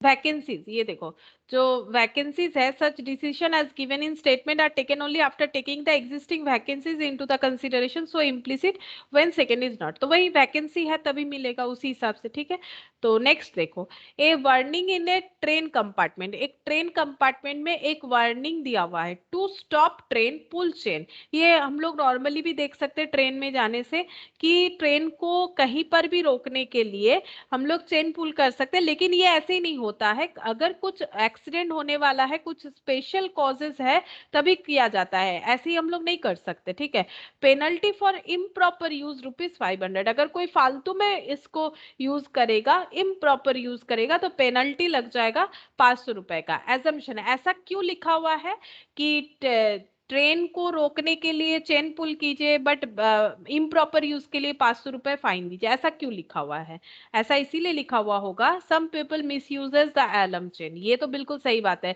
अगर ऐसा नहीं लिखेंगे ना तो फिर लोग फालतू में, अगर लिख देंगे कि to stop train pull chain, ठीक है, और इसके साथ अगर ये नहीं जोड़ेंगे तो लोग कुछ भी करते रहेंगे। जैसे जगह जगह लिखा हुआ रहता है यहाँ थूकना मना है, अगर नहीं करेंगे तो लोग थूकेंगे, और लिखा हुआ है फिर भी थूकते रहते हैं, वो तो अलग बात है। ठीक है, तो जो भी हो, तो ये सब लिखना जरूरी होता है, नहीं तो बहुत मुश्किल हो जाता है। ये सब लिखा हुआ होने के बाद भी लोग इलीगली जो है ट्रेन का जो चेन है वो पुल करते हैं, इस पे ट्रेन का बहुत लॉस होता है। ठीक है, तो जो भी हो, ऐसा नहीं करना चाहिए। तो some people misuses the alarm, ये बिल्कुल सही बात है। अगर ये नहीं लिखा हुआ रहेगा ₹500 का जो जुर्माना है, तो लोग फालतू में ट्रेन जो है, सॉरी चेन जो है वो पुल करेंगे। On certain occasion people may want to stop a running train. हाँ देखो, बोल रहा है कि ऐसा कुछ ऑकेशन हो सकता है जहां पर लोगों को ट्रेन को रोकने का जरूरत पड़ जाए। बिल्कुल ठीक है, तभी तो लिखा हुआ है to stop train pull chain, train को रोकने का, क्योंकि ट्रेन जो चला रहे, जो ड्राइवर है, वो तो आगे रहते हैं। ठीक है, तो हम लोग उनसे तो कांटेक्ट कर नहीं सकते बस के जैसे, या फिर छोटा कोई जगह। ट्रेन तो काफी एक बड़ा सा मतलब हमारा कम्युनिकेशन का जो सिस्टम है ट्रेन का, वो तो अलग ही है ना। वहां पर तो हम लोग ये सब जो लगा हुआ है चेन वेन, इसी के थ्रू से बोल सकते हैं कि रोको ट्रेन को, ये अलार्म देगा एक्चुअली ड्राइवर को। ठीक है, लेकिन ऐसे तो हम लोग ड्राइवर तक पहुंच नहीं सकते, इसीलिए ये जो है यहाँ पर मतलब अरेंजमेंट किया हुआ रहता है ट्रेन के अंदर। तो ये दोनों का दोनों एजम्पशन ही बिल्कुल सही है। ₹500 जुर्माना बोला हुआ है ताकि लोग फालतू का यूज ना करें, और लिखा हुआ है ट्रेन को रोकने के लिए चेन पुल कर सकते हैं। इसका मतलब अगर लोग चाहे तो सर्टेन ऑकेशन पे मतलब जो प्रॉपर यूज है वो कर पाएंगे। तो इसीलिए ऑप्शन ई देखो, बोथ 1 एंड 2 आर इम्प्लिसिट, दोनों का दोनों एजम्पशन ही सही है। फिर next 8th number, if it is easy to become an engineer I don't want to be an engineer. कोई बोल रहा है, ठीक है, कोई बोल रहा है कि अगर इंजीनियर बनना बहुत ही आसान है तो हम इंजीनियर नहीं बनना चाहते। ये ऐसा उन्होंने क्यों कहा होगा? An individual aspires to be professional. One desire to achieve a thing which is hard earned. बोल रहा है कि पहला पॉइंट बोल रहा है कि an individual aspires to be professional, एक इंडिविजुअल है जो प्रोफेशनल होना चाहता है, और one desire to achieve a thing which is hard earn. बोल रहा है कि किसी को ऐसा कुछ करना है जो करना आसान नहीं है, मतलब मेहनत वाला काम ही वो करना चाहता है। तो ये देखो पॉइंट भी जो है ये तो बिल्कुल सही जा रहा है इसके साथ। ठीक है, तो प्रोफेशनल का बात यहाँ पर नहीं आना चाहिए, यहाँ पर तो पढ़ाई का बात हो रहा है। ठीक है, तो प्रोफेशन का तो बात नहीं हो रहा है यहाँ पर, engineer as a profession use नहीं हुआ है, यहाँ पर इंजीनियर बनने का बात हो रहा है। ठीक है, मतलब इंजीनियर स्टूडेंट, यहाँ पर इंजीनियर बनने का बात हो रहा है, इंजीनियरिंग काम करने का बात नहीं हो रहा है। तो ये पॉइंट 1 जो है ये तो इनवैलिड हो जाता है, मतलब ये कभी भी एजम्पशन सही नहीं जाता है। लेकिन हाँ सेकेंड वाला बिल्कुल सही जा रहा है, क्योंकि वो तो यही बोलना चाह रहे हैं ना कि अगर इंजीनियर बनना आसान है तो हम बनना नहीं चाहते, मतलब हम ज्यादा मेहनत वाला, ज्यादा जो टफ काम है वो करना चाहते हैं। तो 8th का ऑप्शन बी हो जाएगा, only assumption 2 is implicit, assumption 2 जो है वो सही है। नाउ 9th नंबर देखो क्या दिया हुआ है। The concession in rails fares for journey to hill station has been cancelled। बोल रहा है कि जो कंसेशन लाया गया था रेल फेयर्स में for journey to hill station, मतलब ऐसा कुछ सिस्टम लाया गया होगा कि हिल स्टेशन में जो लोग जर्नी करने जा रहे हैं उनका फेयर जो है वो कम कर दिया जाएगा। हैज बीन कैंसिल्ड, बट ये जो ऑफर चला था ये बंद हो गया, because it is not needed for people who can spend their holidays there. ठीक है, because it is not needed for people who can spend their holidays there। ये कंसेशन उन लोगों के लिए जरूरी नहीं है जो लोग ऑलरेडी, मतलब जो लोग वहां पर अपना हॉलीडे ऐसे ही बिता सकते हैं, मतलब जिनके पास पैसा है उनको इसका तो जरूरत नहीं है, इसीलिए बंद कर दिया है। मतलब ये बोला था कि जो भी हिल स्टेशन में जाएगा सभी को मिलेगा, लेकिन ये कैंसिल कर दिया गया क्योंकि कुछ सेक्टर के लोग हैं जिनको इसका जरूरत नहीं है, जो अपना हॉलीडे वहां पर खुद के खर्चे से स्पेंड कर सकते हैं। तो ऐसा गवर्नमेंट ने क्यों डिसीजन लिया होगा। Railway railway should give concession only to needy person. हाँ, ये बिल्कुल सही बात है। ऑब्वियसली रेल चाहता है कि सिर्फ जिनको जरूरत है उनको ही मिले, सबको ना मिले। ठीक है, railway should not encourage people to spend their holiday at hill station. नहीं नहीं, ऐसा कोई इंटेंशन नहीं है, बस इन्होंने सबके लिए ऑफर ओपन कर रखा था। अब इनके दिमाग में गया कि सबको ऑफर देके फायदा नहीं है, जिनको जरूरत है उनको ही हम लोग कंसेशन देंगे, बाकी लोगों को नहीं देंगे। ठीक है, तो इसीलिए बोला होगा। इससे उनका ऐसा कोई इंटेंशन नहीं है कि लोग हॉलीडे जो है वो अपना हिल स्टेशन में जाके ना बिताए, ऐसा इनका कोई इंटेंशन नहीं है। तो 9th का ऑप्शन ए हो जाएगा, only assumption 1 is implicit. 10th number देखो, 10th नंबर में क्या बोला है, the bridge was built at cost of rupees 128 crore. Bridge बना हुआ है 128 करोड़ का, and even civil bus service is not utilising it. But जो ब्रिज बना हुआ है ना उसे कोई एटलीस्ट सिविल बस सर्विस भी यूज नहीं करती है।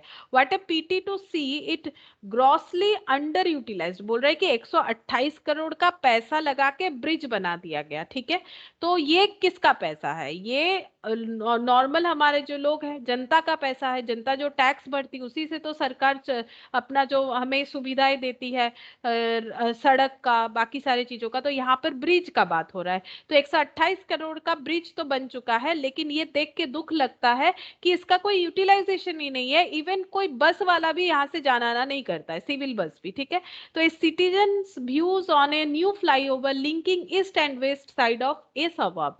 तो सबअर्ब में ईस्ट से वेस्ट को जोड़ने वाला जो ब्रिज बना है उसको देख के, उसमें 128 करोड़ पैसा लग चुका है, ये देख के एक सिटीजन जो है वहां के, वो देख के दुख से ये बात बोल रहे हैं। उन्होंने ऐसा क्यों बोला होगा, तो उन्होंने ऐसा क्यों बोला होगा, एजम्पशन देखते हैं। The building of such bridge does not serve any public objective. कि ये जो बिल्डिंग बना है इसका अगर देखो तो कोई पब्लिक ऑब्जेक्टिव हमें नहीं दिखाई दे रहा है। There has to be some accountability and utility of money spent on public projects. ठीक है, एक सेकंड, कोई आया है, हम थोड़ा सा गेट ओपन करके आते हैं।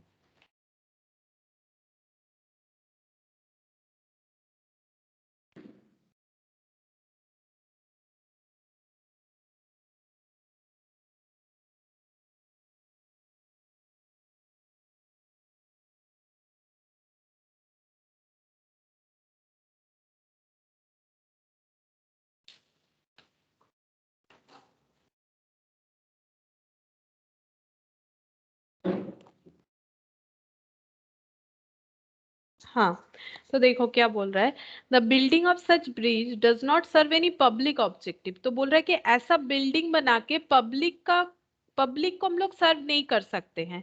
तो बिल्डिंग ऑफ सच ब्रिज, ऐसा ब्रिज बना के हम लोग पब्लिक को किसी भी तरह से सर्व नहीं कर सकते, ये एक बोल रहा है। दूसरा बोल रहा है there has to be some accountability and utility of money spent on public project.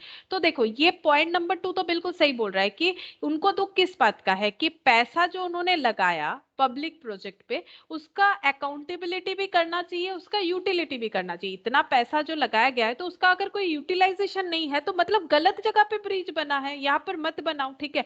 तो ये एजम्पशन बिल्कुल सही है। लेकिन पॉइंट 1 वाला एजम्पशन क्या बोल रहा है, the building of such bridge does not serve any public objective, ये गलत बात है। ऐसा इनका कुछ कहने का मतलब नहीं था कि पब्लिक ऑब्जेक्टिव इससे मतलब पब्लिक का कुछ भला नहीं होगा, ऐसा नहीं है। ऐसे जगह पे बनाओ, मतलब बोल रहा है कि ऐसे सब ब्रिज बना के पब्लिक का कुछ भला नहीं होगा, ये गलत बात है। ऐसे सब ब्रिज बना के पब्लिक का भला नहीं होगा ये नहीं, ऑब्वियसली ऐसा सब ब्रिज हमें बनाना चाहिए, लेकिन देखना पड़ेगा ना कहाँ पर बनाए ताकि उसका यूटिलाइजेशन हो, ये पॉइंट है। तो इसीलिए एजम्पशन 1 जो है वो एक्सप्लिसिट है, मतलब वो उतना करीब नहीं जाता है स्टेटमेंट के, लेकिन एजम्पशन 2 जो है वो स्टेटमेंट के करीब है, मतलब वो ज्यादा सही है। तो इसमें आंसर हो जाएगा ओनली एजम्पशन 2 इज इम्प्लिसिट, यानी ऑप्शन बी। हाँ ये देखो ऑप्शन बी। और ये सब एक्सप्लेनेशन दिया हुआ है, लेकिन मैंने सारे एक्सप्लेनेशन बताए हुए हैं तो उसको भी दिमाग में रख के हम लोग कर सकते हैं। तो ये देखो ये वाला भी पॉइंट हमारा कंप्लीट हुआ, ठीक है, स्टेटमेंट एंड एजम्पशन। तो यहाँ पर इसको भी हम एक बार बंद कर देते हैं, ठीक है। अच्छा तो यहाँ पर एक बार हम लोग नोट डाउन कर लेते हैं पहले दो हम लोगों ने क्या क्या पढ़ा, ठीक है। तो यहाँ पर हम लिख देते हैं, पहले दो दो टॉपिक जो कवर किया वो लिख लेते हैं। एक तो था स्टेटमेंट एंड एजम्पशन, दूसरा है क्लासिफिकेशन, ये पहले किया, ठीक है, कोई बात नहीं, पहले लिख लिया मैंने ये। अच्छा अब नेक्स्ट कौन सा करेंगे, देखो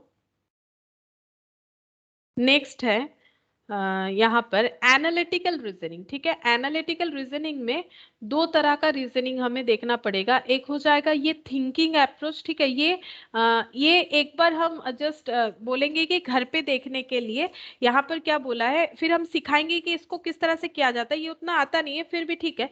देखो यहाँ पर बोला है कि जो ट्राइंगल है कितने सारे हैं, ठीक है, ये दिया हुआ है इसमें कितने सारे ट्राइंगल है, तो ये देखो एक, ठीक है, ये दो, ठीक है, अब ये पूरा एक बड़ा सा तीन, ठीक है।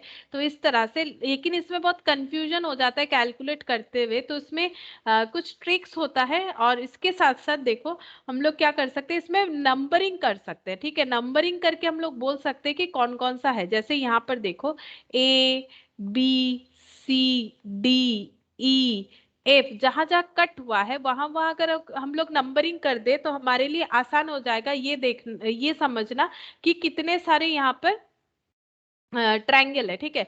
यही पूछा है एनालिटिकल रीजनिंग में, यही पूछ रहा है कि ये बताओ कि कितने सारे इसमें ट्रायंगल है, तो हम लोग कैसे कैलकुलेट कर सकते हैं, देखो एनालिटिकल रीजनिंग।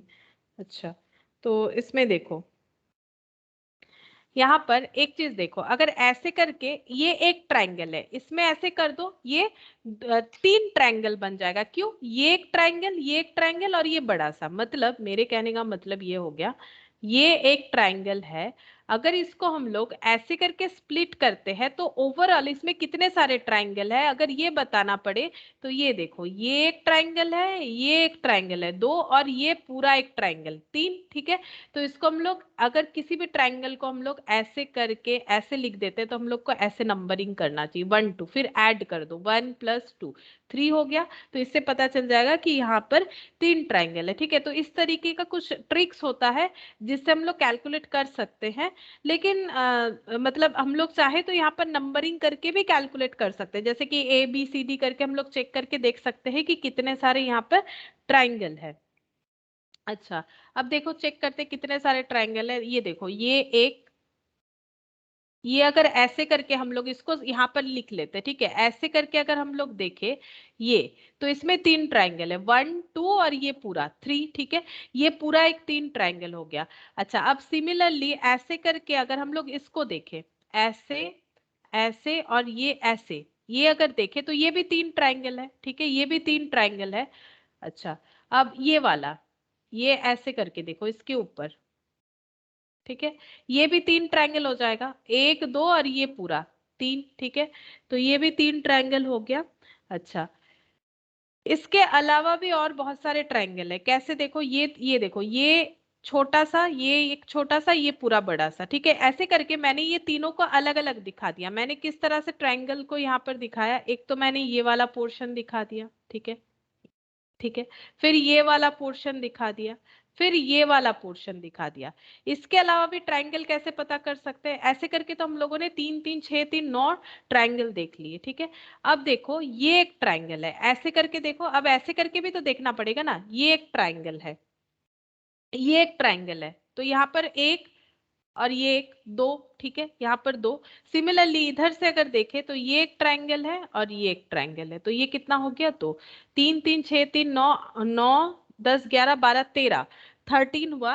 अच्छा 13 और भी होगा, ये देखो 13 और ये देखो एक ये वाला बड़ा सा 14, ठीक है, इसको तो हम लोग काउंट कर चुके हैं, और ये देखो 15 यानी 2, तो ये हो गया 15 ट्रायंगल। तो ये हम लोग ड्रॉ करेंगे, नाम लिखेंगे तभी समझ पाएंगे। ठीक है, अपने हिसाब से ड्रॉ करके देखना है तभी समझ पाएंगे। तो टोटल 15 ट्रायंगल है इस फिगर में, टोटल 15 ट्रायंगल है। ठीक है, तो इस तरह से हम लोग कैलकुलेट करके देख सकते हैं कि कितने सारे ट्रायंगल है। ये देखो यहाँ पर लिखा है 15 ट्रायंगल, ये देखो ऐसे नाम दे दिया है, हम लोग चाहे तो ऐसे नाम दे सकते हैं। ठीक है, नाम दे के कैलकुलेट कर सकते हैं। ये देखो ए डी, यहाँ से चेक करके देख सकते हो, पढ़ के। ठीक है, ये देखो यहाँ पर दिया हुआ था पहला, ये देखो ए एफ बी, तो यहाँ पर ट्रायंगल चेक करो ए एफ बी, तो ए एफ बी मतलब ये वाले ट्रायंगल का बात हो रहा है। ठीक है, ए एफ बी। अच्छा, उसके बाद जो नाम लिखा हुआ है वो है एफ बी सी। ठीक है, एफ बी और सी मतलब ये वाला एफ बी, बी और सी, ये वाला। ठीक है, ये एक ट्रायंगल हो गया F B C. D F C मतलब डी एफ और सी, ये वाला। ठीक है, लेकिन मैंने जो तरीका बताया वो और भी आसान है, तो इसको जस्ट एक बार गो थ्रू करना है, देखना है, देखने से समझ जाओगे कि किस तरह से होगा। अच्छा, इसमें भी बोला है, देखो इसमें कितने सारे ट्रायंगल है ये भी चेक करने के लिए बोला है, तो इसमें 28 दिखा रहा है, देखते हैं हम लोग चेक कर पाते हैं कि नहीं। जैसे देखो ये वाला, ठीक है, ये तीन, यहाँ पर देखो ये तीन, एक दो और ये बड़ा तीन, तो यहाँ पर 3 + 3, फिर ऐसे यहाँ पर देखते हैं ये वाला 3 + 3 + 3, ठीक है, फिर यहाँ पर देखो +3, ठीक है, तो कितना हो गया, 3 3 6 3 9, ये 12 हो गया, टोटल यहाँ पर 12 हुआ। और देखना पड़ेगा, अब ये देखो ये अंदर ऐसे बन रहा है, ठीक है, तो ये भी 3 हो गया, 3। अच्छा, फिर यहाँ पर ऐसे बन रहा है, ठीक है, ये भी 3 हो गया, ठीक है, 12, और यहाँ पर 6, तो ये हो गया 6 7 8 18, ठीक है, 18। लेकिन यहाँ पर 28 बोला है, तब सोचो कितना सारे ट्रायंगल और भी बाकी है। तो यहाँ पर 18, ये जो तीन वाला कंसेप्ट है उससे हम लोगों ने कैलकुलेट कर लिया कि 18 हो रहा है। इसके बाद हमें बाकी जो ट्रायंगल है वो चेक करना पड़ेगा। बाकी ट्रायंगल कैसे चेक कर सकते हैं, ये पूरा एक बड़ा सा ट्रायंगल, एक यहाँ पर ये दो, और ये ऐसे यहाँ पर 3 और यहाँ पर 4, मतलब ये क्रॉस के अंदर ही कितने सारे ट्रायंगल हो गए, 4 ट्रायंगल हो गए। ठीक है, तो 18 + 4 22, आई थिंक 22 ही हो रहा है, 18 + 4, हाँ 22 हो गया। लेकिन और भी 6 ट्रायंगल होगा। अच्छा, अब और 6 ट्रायंगल क्या क्या हो सकता है, ये देखो ये वाला एक, एक दो, ये काउंट में नहीं आया था, हम लोगों ने इसको ऐसे काउंट नहीं किया था। हम लोगों ने कैसे काउंट किया था, ये एक 3 वाला और ये एक 3 वाला। लेकिन इसको अगर ऐसे करके देखे कि ये वाला एक ट्रायंगल और ये वाला एक ट्रायंगल, तो इधर भी सिमिलरली ऐसे हो जाएगा। ठीक है, तो 1 2 3 4 और भी 4 ऐड हो गया, ठीक है, और भी 4 ऐड हो गया, तो +4, तो ये हो गया 26। ठीक है, लेकिन और भी दो होगा, और भी दो, और दो कौन कौन सा होगा, और कौन सा बचा है, और दो क्या हो जाएगा, ये वाला, ये जैसे हम लोगों ने यहाँ पर ये इसको ऐसे स्प्लिट करते हुए देखा, अभी हम लोगों ने कौन सा देखा, ये नहीं, अभी हम लोगों ने जो देखा वो ये वाला देखा, ऐसे करके और ऐसे करके। ठीक है, चलो, और भी दो होगा, और दो क्या होगा, ये तो हो चुका है। अच्छा, यहाँ पर, अच्छा ये वाला, ये सिंगल, ये तो हम लोगों ने काउंट नहीं किया ना। हम लोगों ने पहले क्या काउंट किया था, ये 3 3 वाला काउंट किया था, यहाँ पर देख सकते हो, देखो पहले ये काउंट किया, फिर ये काउंट किया, फिर ये मैंने तो पूरा क्लियरली ऐसे करके लिखा है, ऐसे करके लिखने से ही समझ में आएगा। हम लोगों ने ये काउंट किया, ठीक है। फिर इसके अंदर ये जो स्प्लिट था उसको हम लोगों ने काउंट किया। फिर हमें देखना चाहिए था कि ये और ये, ठीक है। फिर यहाँ से ये वाला और यहाँ से ये वाला। अब हम लोग को ये और ये दो लेना पड़ेगा, तो ऐसे करके 28 वो अपने हिसाब से हमें चेक करना चाहिए, ठीक है। तो जितना बार ये लिख लिख के करोगे प्रैक्टिस हो जाएगा, ठीक है। और ये देखो यहाँ पर नंबरिंग लिख के भी कर सकते हो, मतलब ABCD वैसे लिख के भी कर सकते हो। तो इस तरह से 28 जो है यहाँ पर ट्रायंगल बन रहा है, 28th नंबर ऑफ ट्रायंगल। तो ये हो गया, ठीक है। तो ये देखो लिख के किया है ABCD, वैसे भी हम लोग कर सकते हैं। अब देखो, अब कंडीशनल बेस्ड एनालिटिकल रीजनिंग देखो यहाँ पर क्या बोला है। कंडीशनल बेस्ड एनालिटिकल रीजनिंग में यहाँ पर बोल रहा है a team of 5 is to be selected from amongst 5 boys. एक टीम बनाना है जहां पर 5 लड़के हैं ABCDE और 4 लड़कियां हैं PQRS, ठीक है। ये सब गर्ल्स है, ये सब बॉयज है, ठीक है। अच्छा, अब हमें क्या करना है, हमें एक टीम बनाना है। Some criteria for selection, selection का क्राइटेरिया क्या है, A and S have to be together. AS एक साथ होना चाहिए, मतलब A आएगा टीम में तो S आएगा, या फिर S आएगा तो A आएगा। P can not be put with R, P आएगा तो R नहीं आएगा। D and Q can not go together, D Q एक साथ नहीं जा सकता है। C and E have to be together, R can not be put with B। तो ये सब कंडीशन दे दिया है। अब नेक्स्ट क्या बोल रहा है देखो, unless otherwise stated this criteria are applicable to all the questions below. तो देखो क्या बोला है, पहला क्वेश्चन क्या बोल रहा है, if two of the members have to be boys. अगर 2 मेंबर बॉयज होंगे, ठीक है, 2 मेंबर्स बॉयज होंगे तो टीम में कौन कौन रह सकता है, इसका हमें कुछ ऑप्शन दिया है, कौन सा ऑप्शन सही है।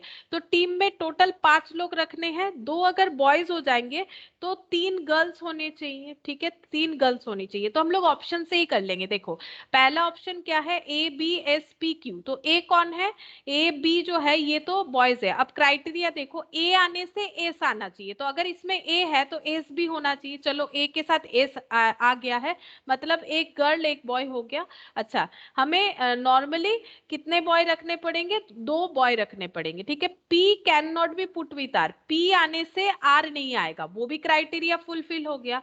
अच्छा, P आने से R नहीं आएगा, तो गर्ल्स में कौन आ गया, गर्ल्स में पहले S और P, ठीक है, और बॉयज में B, और यहाँ पर हो गया बॉयज में बी, ठीक है, बॉयज में बी दिख रहा है मुझे, बॉयज में बी और ए। अच्छा, ए और बी ये दोनों, तो बॉयज में ए बी, 2 लड़के हो गए और एक लड़की और होना चाहिए, ठीक है।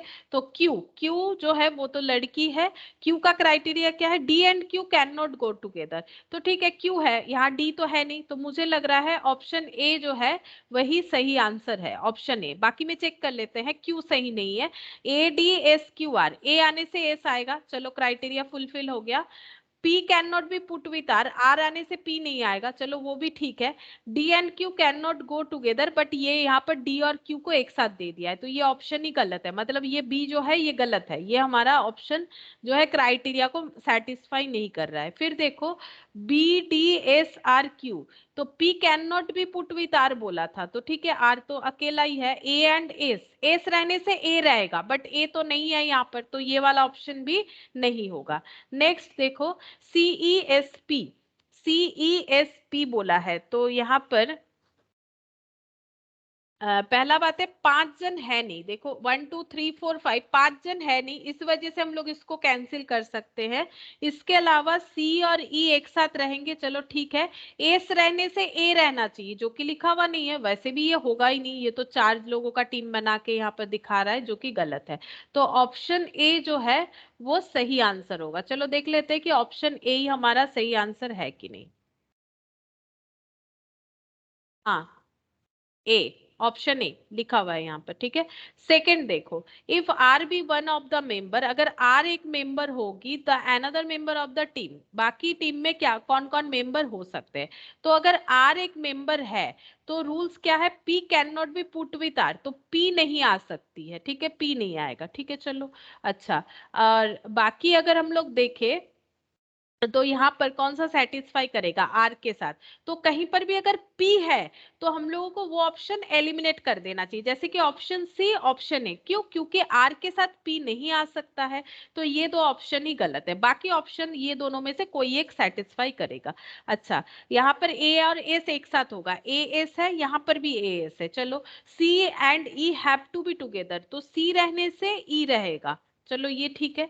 और R can not be put with B, R रहने से बी नहीं आना चाहिए, तो इसमें भी बी नहीं है, इसमें भी बी नहीं है। अच्छा, उसके बाद A and S have to be together, ठीक है।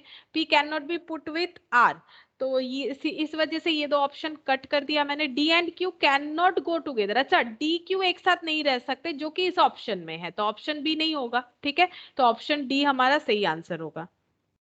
तो ऑप्शन डी होगा आंसर, चेक करते हैं ऑप्शन डी होगा कि नहीं।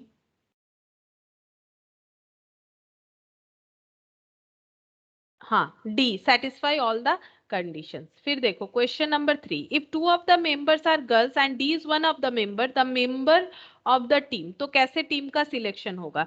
दो मेंबर्स गर्ल्स होने चाहिए और डी एक मेंबर है, तो ठीक है। अगर डी एक मेंबर है तो क्यू नहीं होना चाहिए किसी भी तरह से टीम में, क्योंकि डी क्यू एक साथ नहीं हो सकता है, तो फिर ये ऑप्शन कट हो जाएगा, ये ऑप्शन कट हो जाएगा, ये दोनों में से कोई एक आंसर होना चाहिए, ठीक है। अच्छा, R can not be put with B, अगर आर आएगा तो बी नहीं आना चाहिए। चलो बी है यहाँ पर, लेकिन आर नहीं है। अच्छा, और देख लेते हैं, और भी ऑप्शंस तो हमें देखने पड़ेंगे। जैसे पहला बोला है A and S have to be together, A and S have to be together, तो ये वाला ऑप्शन देखो नहीं होगा। क्यों? क्योंकि यहाँ पर एस है बट ए नहीं है, तो ऑप्शन सी। तो ऑप्शन सी हमारा आंसर हो जाएगा, तो ये तो बहुत ही जल्दी हो गया। तो ऑप्शन सी हमारा आंसर हो जाना चाहिए 3 का। ये देखो, यहाँ पर ऑप्शन सी होगा, कहाँ दिख रहा है, इफ डी सिलेक्टेड, क्यों कहाँ पर लिखा हुआ है ऑप्शन सी होगा, चेक कर लेते हैं एक बार। If D is selected Q can not be selected, so P Q B C and P Q C R incorrect, S and A have to be together, so P S C is also wrong. The third option, ये रहा third option, P S A B satisfied all the conditions, ठीक है। तो यहाँ पर options जो है वो रीड करके बोला, मतलब सॉरी राइट करके बोला हुआ, इसलिए समझ में नहीं आ रहा था। जो भी हो, हम लोग का ऑप्शन सी आया है और ये करेक्ट है, ठीक है। तो ऑप्शन सी हम लोग का आंसर होगा। तो ये था एनालिटिकल रीजनिंग, ठीक है। और जिसमें ये दो पार्ट था एनालिटिकल रीजनिंग में, तो ये भी लिख लेते हैं थर्ड पॉइंट, एनालिटिकल रीजनिंग, ये भी हो गया। स्पेलिंग गलत लिख दिया मैंने।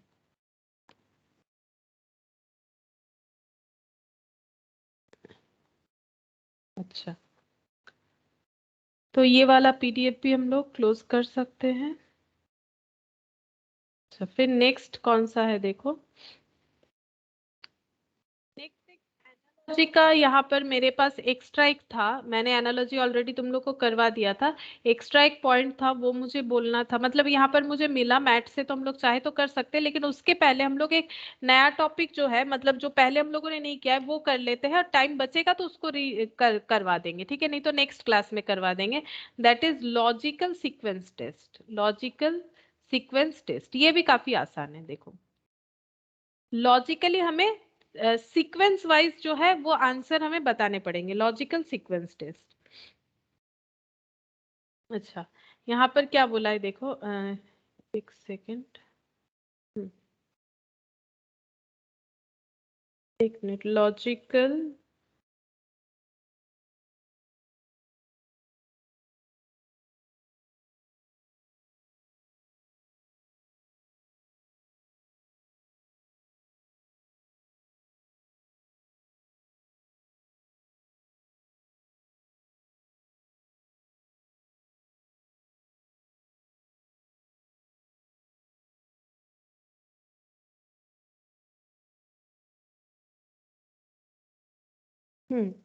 देखो, यहाँ पर क्या बोला है कि हमें क्या करना है, सीक्वेंस को लॉजिकली अरेंज करना है, ठीक है।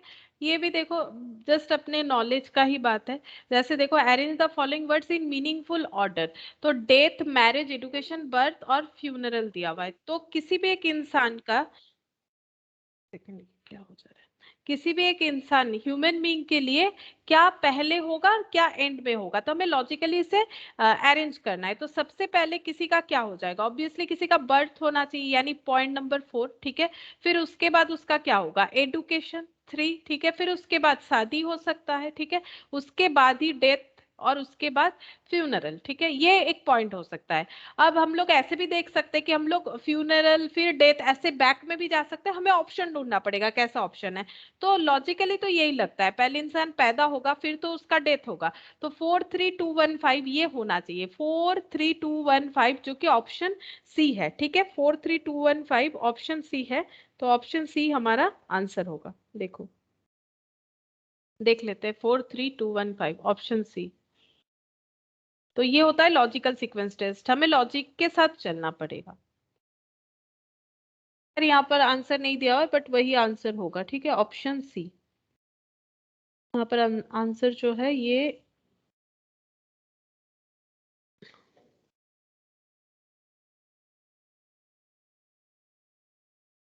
अच्छा यहाँ पर आंसर बोल रहा है ऑप्शन डी। अच्छा आंसर मेरे पास मिल गया, आंसर बोल रहा है ऑप्शन डी, 43215।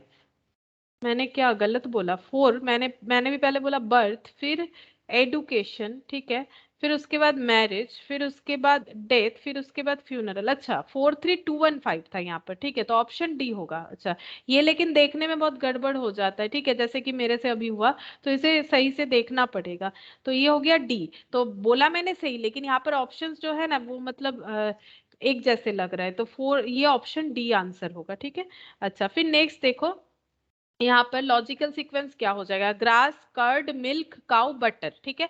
तो ये कुछ एक प्रोसेस बता रहा है, ठीक है। तो ये देखो प्रोसेस क्या है, सबसे पहले क्या हो जाएगा, सबसे पहले काउ आना चाहिए, ठीक है। गाय, गाय से क्या मिलेगा, गाय से मिलेगा दूध, ठीक है। दूध से क्या बनेगा, दूध से बनेगा हम लोगों का क्या होना चाहिए, काउ, काउ के बाद मिल्क, मिल्क के बाद है कर्ड, है बटर, है ग्रास है।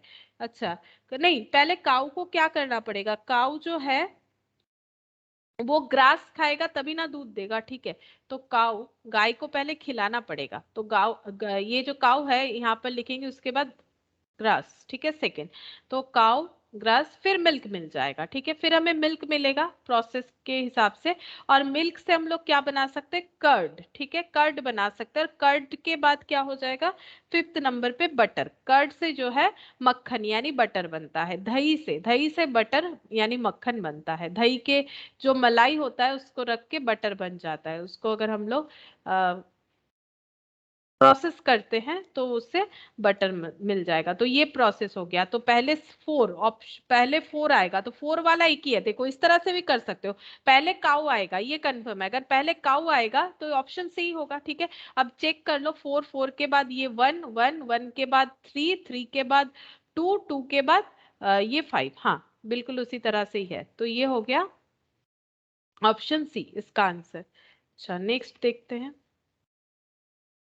नेक्स्ट यहाँ पर देखो क्या दिया हुआ है, यहाँ पर दिया हुआ है अरेंज द गिवन बिलो, वही सेम चीज ही दिया हुआ है। तो पहले बोल रहा है, देखो क्या दिया हुआ है क्वेश्चन में, की, door, lock, room, switch on. तो अगर हम लोग किसी रूम में एंटर करना चाहते हैं उसका सीक्वेंस दिया हुआ है, तो सबसे पहले हम लोग क्या करेंगे, सबसे पहले हम लोग जो है उस यहाँ पर की यूज करेंगे, ठीक है। पहले चाबी निकालेंगे, चाबी निकालने के बाद लॉक जो है उसे ओपन करेंगे, ठीक है। चाबी निकालने के बाद लॉक, यानी वन, वन के बाद थ्री। तो देखो ऐसा कोई ऑप्शन है वन के बाद थ्री, ऐसा तो एक ही ऑप्शन है, तो बाकी सब तो नहीं होगा, यानी ऑप्शन सी होना चाहिए। लेकिन हम लोग अपना सीक्वेंस चेक कर लेते हैं कि इसके साथ टैली होता है कि नहीं। फिर लॉक जैसे ओपन, मतलब लॉक जैसे खुल जाएगा, डोर ओपन कर लेंगे, फिर हो जाएगा डोर, ठीक है। वही देखो डोर किया हुआ है। और जैसे ही डोर ओपन हो गया हम लोग रूम में एंटर कर जाएंगे, उसके बाद जो है फोर्थ नंबर, रूम में एंटर कर जाएंगे, उसके बाद लाइट का स्विच ऑन कर सकते। तो इस सीक्वेंस में हम लोग अपने रूम में एंटर कर सकते हैं, तो ऑप्शन सी हो गया। अच्छा नेक्स्ट देखो, arrange the words given below in A meaningful sequence. तो यहाँ पर क्या क्या बोला है देखो, वर्ड, पैराग्राफ, सेंटेंस, लेटर और फ्रेज, ठीक है। इस तरह से बोला है। तो सबसे पहले क्या सीख सकते हैं, लेटर, ठीक है, इंडिविजुअली ABCD करके लेटर, ठीक है। लेटर सीखने के बाद हम लोग क्या कर सकते हैं, लेटर के बाद हम लोग को वर्ड सिखाया जाता है, ठीक है, मतलब लेटर को जोड़ के वर्ड सिखाया जाता है, ठीक है। तो लेटर फिर वर्ड होना चाहिए, यानी 4 फिर 1, ऐसा कौन सा ऑप्शन है, 4 1 4 1 4 1, अच्छा सब जगह पे ही है, सिर्फ ऑप्शन सी को छोड़ के, तो फिर और भी देखना पड़ेगा क्योंकि इससे हमारा आंसर नहीं आ सकता है, ठीक है। तो लेटर सीख गए, लेटर के बाद हम लोगों ने वर्ड सीख लिया, वर्ड के बाद हम लोग फ्रेज, ठीक है, फ्रेज यानी सेंटेंस का एक पार्ट, उसे बोला जाता है फ्रेज। फिर अगर फ्रेज सीख लेंगे तो फिर सेंटेंस सीखेंगे, ठीक है, कंप्लीट सेंटेंस। तो 5 3, तो 4 1 5 ये वाला है, ये तो नहीं है, 4 1 5 यहाँ पर, ये दोनों में कंफ्यूजन होगा। अच्छा, अब इसके बाद सेंटेंस 4 1 5 के बाद 3, तो ये वाला ऑप्शन डी होना चाहिए, ठीक है, एकदम लास्ट में पैराग्राफ आएगा, ये तो समझ में आ ही रहा है, ठीक है। तो लास्ट में पैराग्राफ आएगा, तो ये वाला आंसर हो जाएगा ऑप्शन डी, ठीक है, ऑप्शन डी हो जाएगा। अच्छा, फिर थर्ड नंबर पे देखो, arrange the words given below in A meaningful sequence, police, punishment, crime, जज, जजमेंट, मतलब किसी ने अगर गलती किया है तो उसका सीक्वेंस क्या होगा, उसको पनिशमेंट मिलने का। तो सबसे पहले क्या हो जाएगा, किसी को क्राइम करना पड़ेगा तब उसे पुलिस पकड़ सकती है, ठीक है। तो पहले अगर क्राइम करेगा तो पुलिस पकड़ेगी, तो 3 के बाद 1, ऐसा तो मुझे दो ऑप्शन दिख रहा है, ये दो तो नहीं है, ठीक है। क्राइम किया, पुलिस ने पकड़ लिया, फिर पुलिस उसे कहाँ ले जाएगी, जज के पास, यानी फोर्थ नंबर होना चाहिए। तो ये दिख रहा है मुझे, ये तो नहीं दिख रहा है। फोर्थ नंबर मेरे हिसाब से यही होना चाहिए, जज के पास ले जाएगा, फिर जज जजमेंट देगा, फिर उसे पनिशमेंट मिलेगा, ठीक है। तो 4 5 2 हाँ, तो ऑप्शन डी चेक करते हैं कि ऑप्शन डी होगा कि नहीं। ऑप्शन डी, हाँ ऑप्शन डी, ठीक है। अच्छा, नेक्स्ट देखते हैं क्या दिया हुआ है, arrange the given below the meaningful, given below in A meaningful sequence. तो क्या दिया हुआ है देखो, family, community, member, locality, country, ठीक है। तो इसको कैसे अरेंज कर सकते हैं, तो मतलब एक छोटे से छोटा से बड़ा, ठीक है, मतलब क्या हो रहा है कि कंट्री किसको बोलते हैं, लोकेलिटी किसको बोलते हैं, कंट्री तो सबसे वाइडर फॉर्मेट हो जाएगा, ठीक है, एक देश, मतलब उसके अंदर सारा चीज आ जाएगा, ठीक है। तो ये लास्ट में होना चाहिए मेरे हिसाब से, मतलब लास्ट में 5 आना चाहिए, ऐसा ऑप्शन हमें देखना चाहिए। तो देखो ऐसा दो ही ऑप्शन है, तो ये दोनों को काट देते हैं, ठीक है। तो ऐसा दो ऑप्शन है, कंट्री, ठीक है। अच्छा, सबसे पहले यहाँ पर क्या हो जाएगा, फर्स्ट यहाँ पर क्या आ जाना चाहिए, मेंबर, ठीक है। मेंबर से बनता है फैमिली, एक घर पे अगर एक इंसान है, ठीक है, तो फिर वो एक जन का फैमिली हो जाएगा, 5 लोग हैं तो 5 जन का, मतलब मेंबर पे डिपेंड करेगा कि फैमिली कैसे बन रहा है, ठीक है। तो मेंबर फिर फैमिली, यानी 3 फिर 1, ठीक है, 3 फिर 1, ऐसा ऑप्शन दोनों जगह पे ही है। चलो, 3 1 यहाँ पर भी है और 3 1 यहाँ पर भी है, लास्ट में 5। अच्छा, 2 4 और 4 2 में थोड़ा सा चेंजेस किया हुआ है, ठीक है, देख लेते हैं। कंट्री 5 हो गया, अच्छा फैमिली, मेंबर से फैमिली बन गया। अब फैमिली से क्या बनता है, फैमिली जो है वो कम्युनिटी बनाएगी, ठीक है, कम्युनिटी बनाएगी, और उस कम्युनिटी से क्या बनेगा, एक पर्टिकुलर लोकलिटी बनेगा, ठीक है, पर्टिकुलर लोकलिटी बनेगा, और बहुत सारे लोकलिटी मिलके क्या बन जाएंगे, कंट्री। तो 3 1 2 4 5, 3 1 2 4 5, यानी ऑप्शन ए होना चाहिए, option A.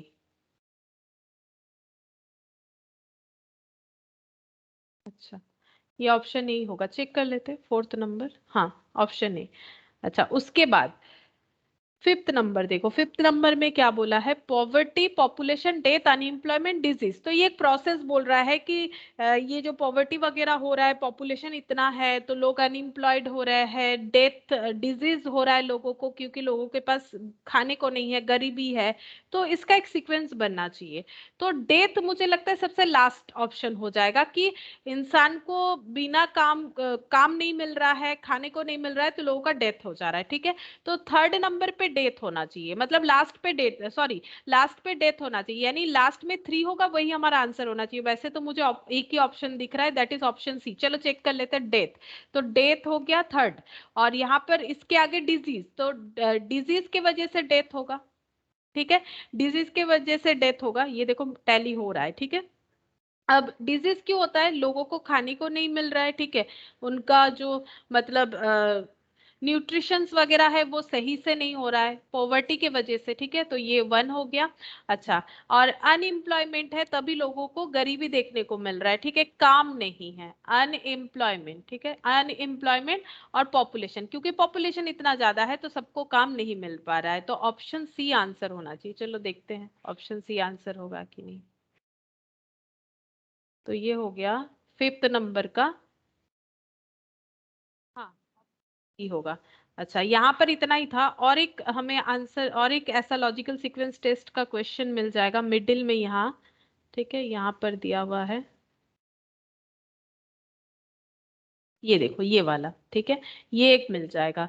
Arrange the following words in logical order, elbow, wrist, shoulder, palm, finger. तो ये हमारे बॉडी पार्ट्स है, इसको हम लोग किस तरह से सीक्वेंस में लगा सकते हैं, ठीक है।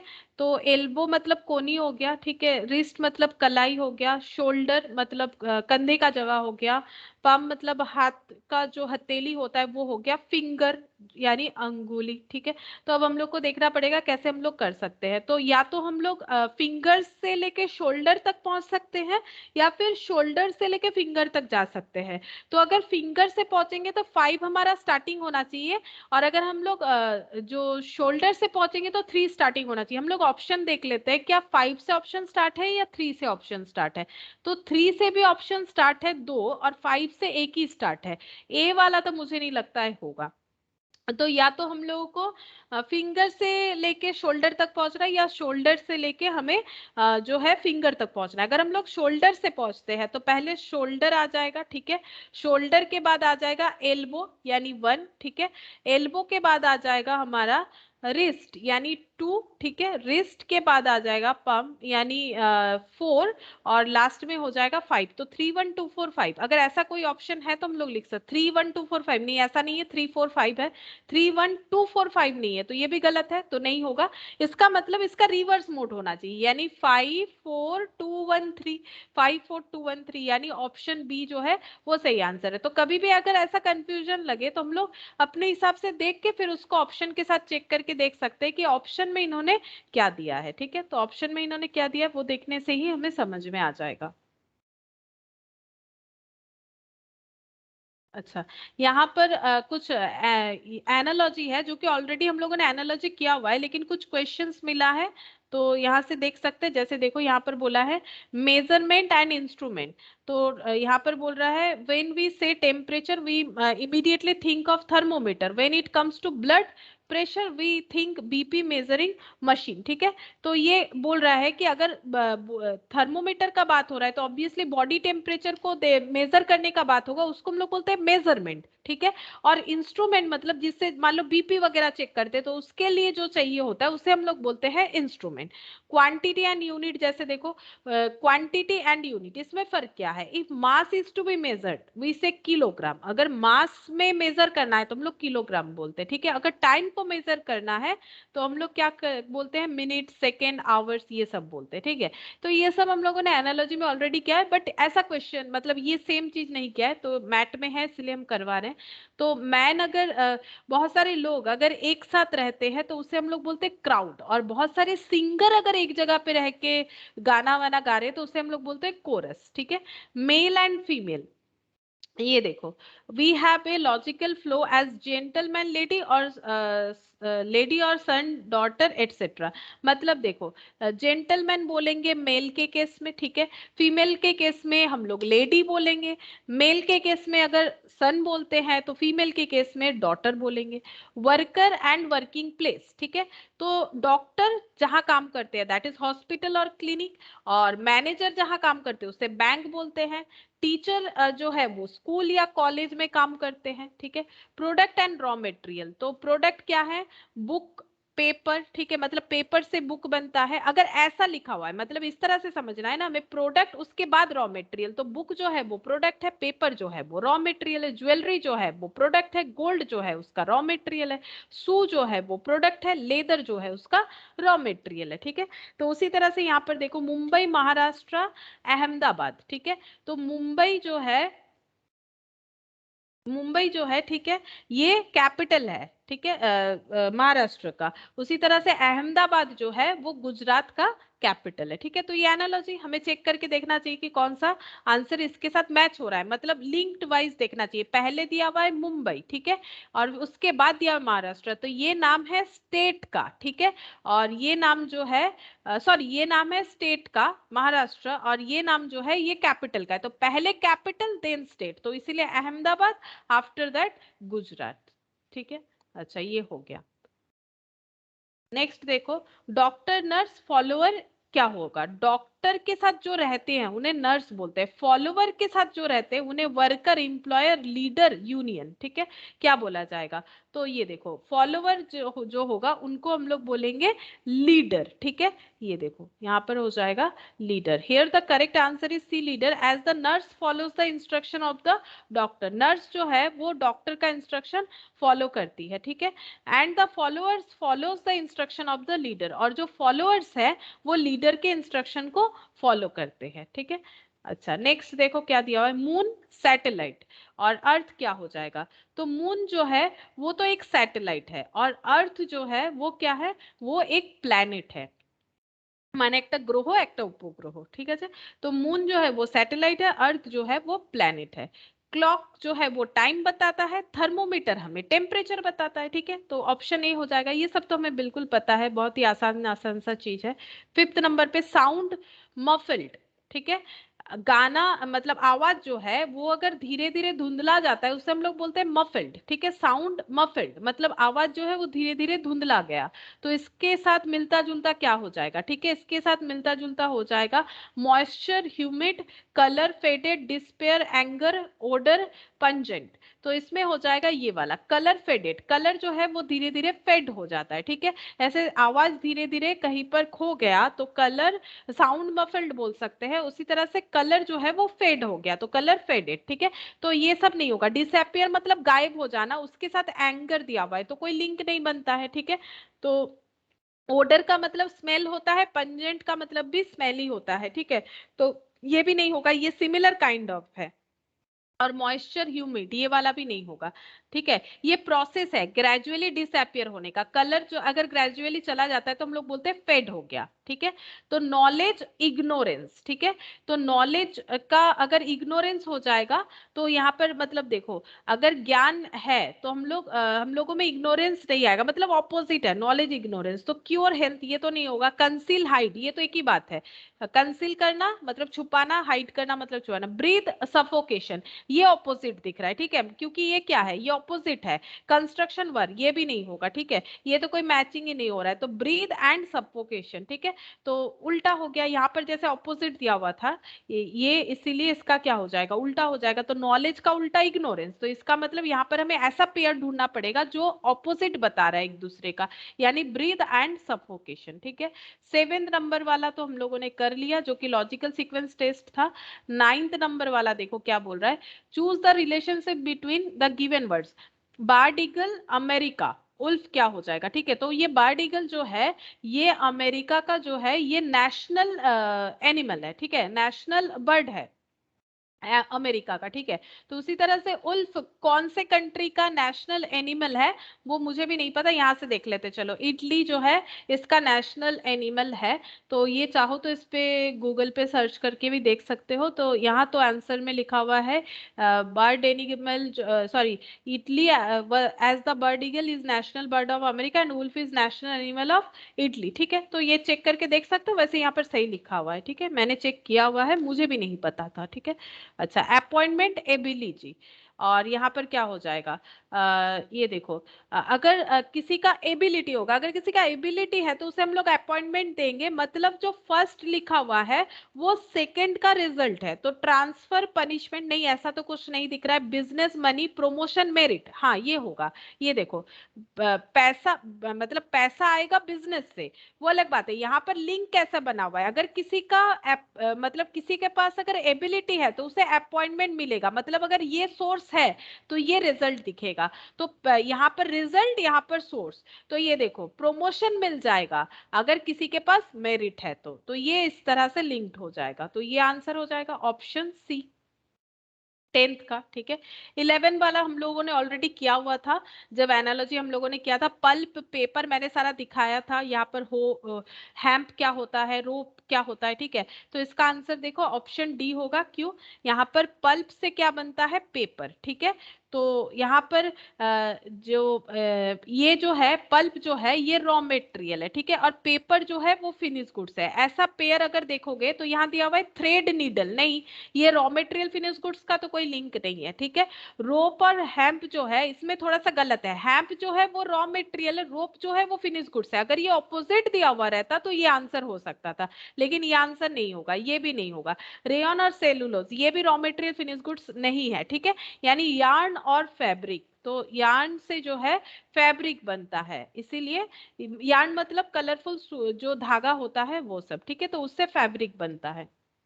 12th नंबर, लिकर ड्रिंक, ठीक है। तो लिकर हम लोग ड्रिंक कर सकते हैं, ब्रेड बटर टी बेवरेज, तो ये हो जाएगा ना टी, ठीक है।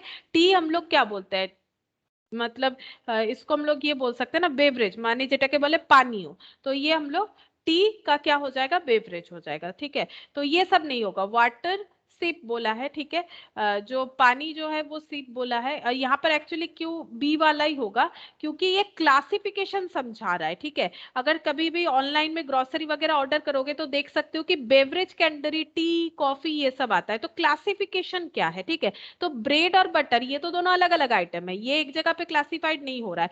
लीकर का क्लासिफिकेशन ड्रिंक में आता है, ठीक है। मतलब कुछ चीज हम लोग खाते हैं, कुछ चीज हम लोग पीते हैं, ठीक है। सारे चीज तो नहीं खाते, लेकिन हम लोग बंगला में सारा चीज को बोलते हैं खा रहे, जैसे पानी, जल खाबो, बट ये एक्चुअली पानी जो है हमें बोलना चाहिए जल पान करबो, मतलब ये हम लोग यूज नहीं कर सकते, पानी पीना होता है, ठीक है। तो उसी तरह से ब्रेड बटर तो नहीं होगा, ये उसका क्लासिफिकेशन नहीं हुआ। स्नफ इनहेल, मतलब जो স্নাফ का मतलब होता है जो যেটাকে নসি বলে, যেটা নাকে নেয়, ঠিক আছে। তো ये जो है स्नफ जो है ये इनहेल हो रहा है, और यहाँ पर वाटर जो है ये सिप बोल रहा है, तो ये उसको यूज करने का तरीका बता रहा है, ठीक है, लेकिन क्लासिफिकेशन नहीं बता रहा है। लेकिन टी का जो क्लासिफिकेशन है वो बेवरेज के अंडर आता है, तो इसीलिए ऑप्शन बी हो जाएगा, ठीक है। ये 12 हो गया।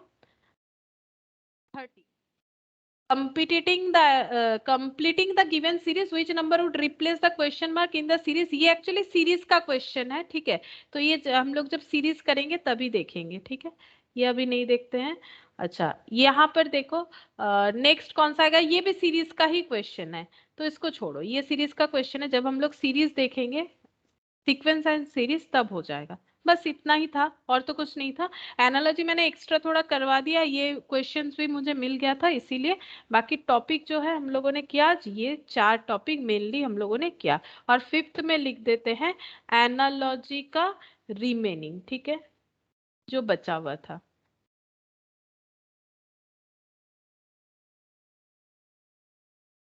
ठीक है, तो ये वाला हम शेयर कर देंगे पीडीएफ, और आज हम लोग इतना ही करते हैं।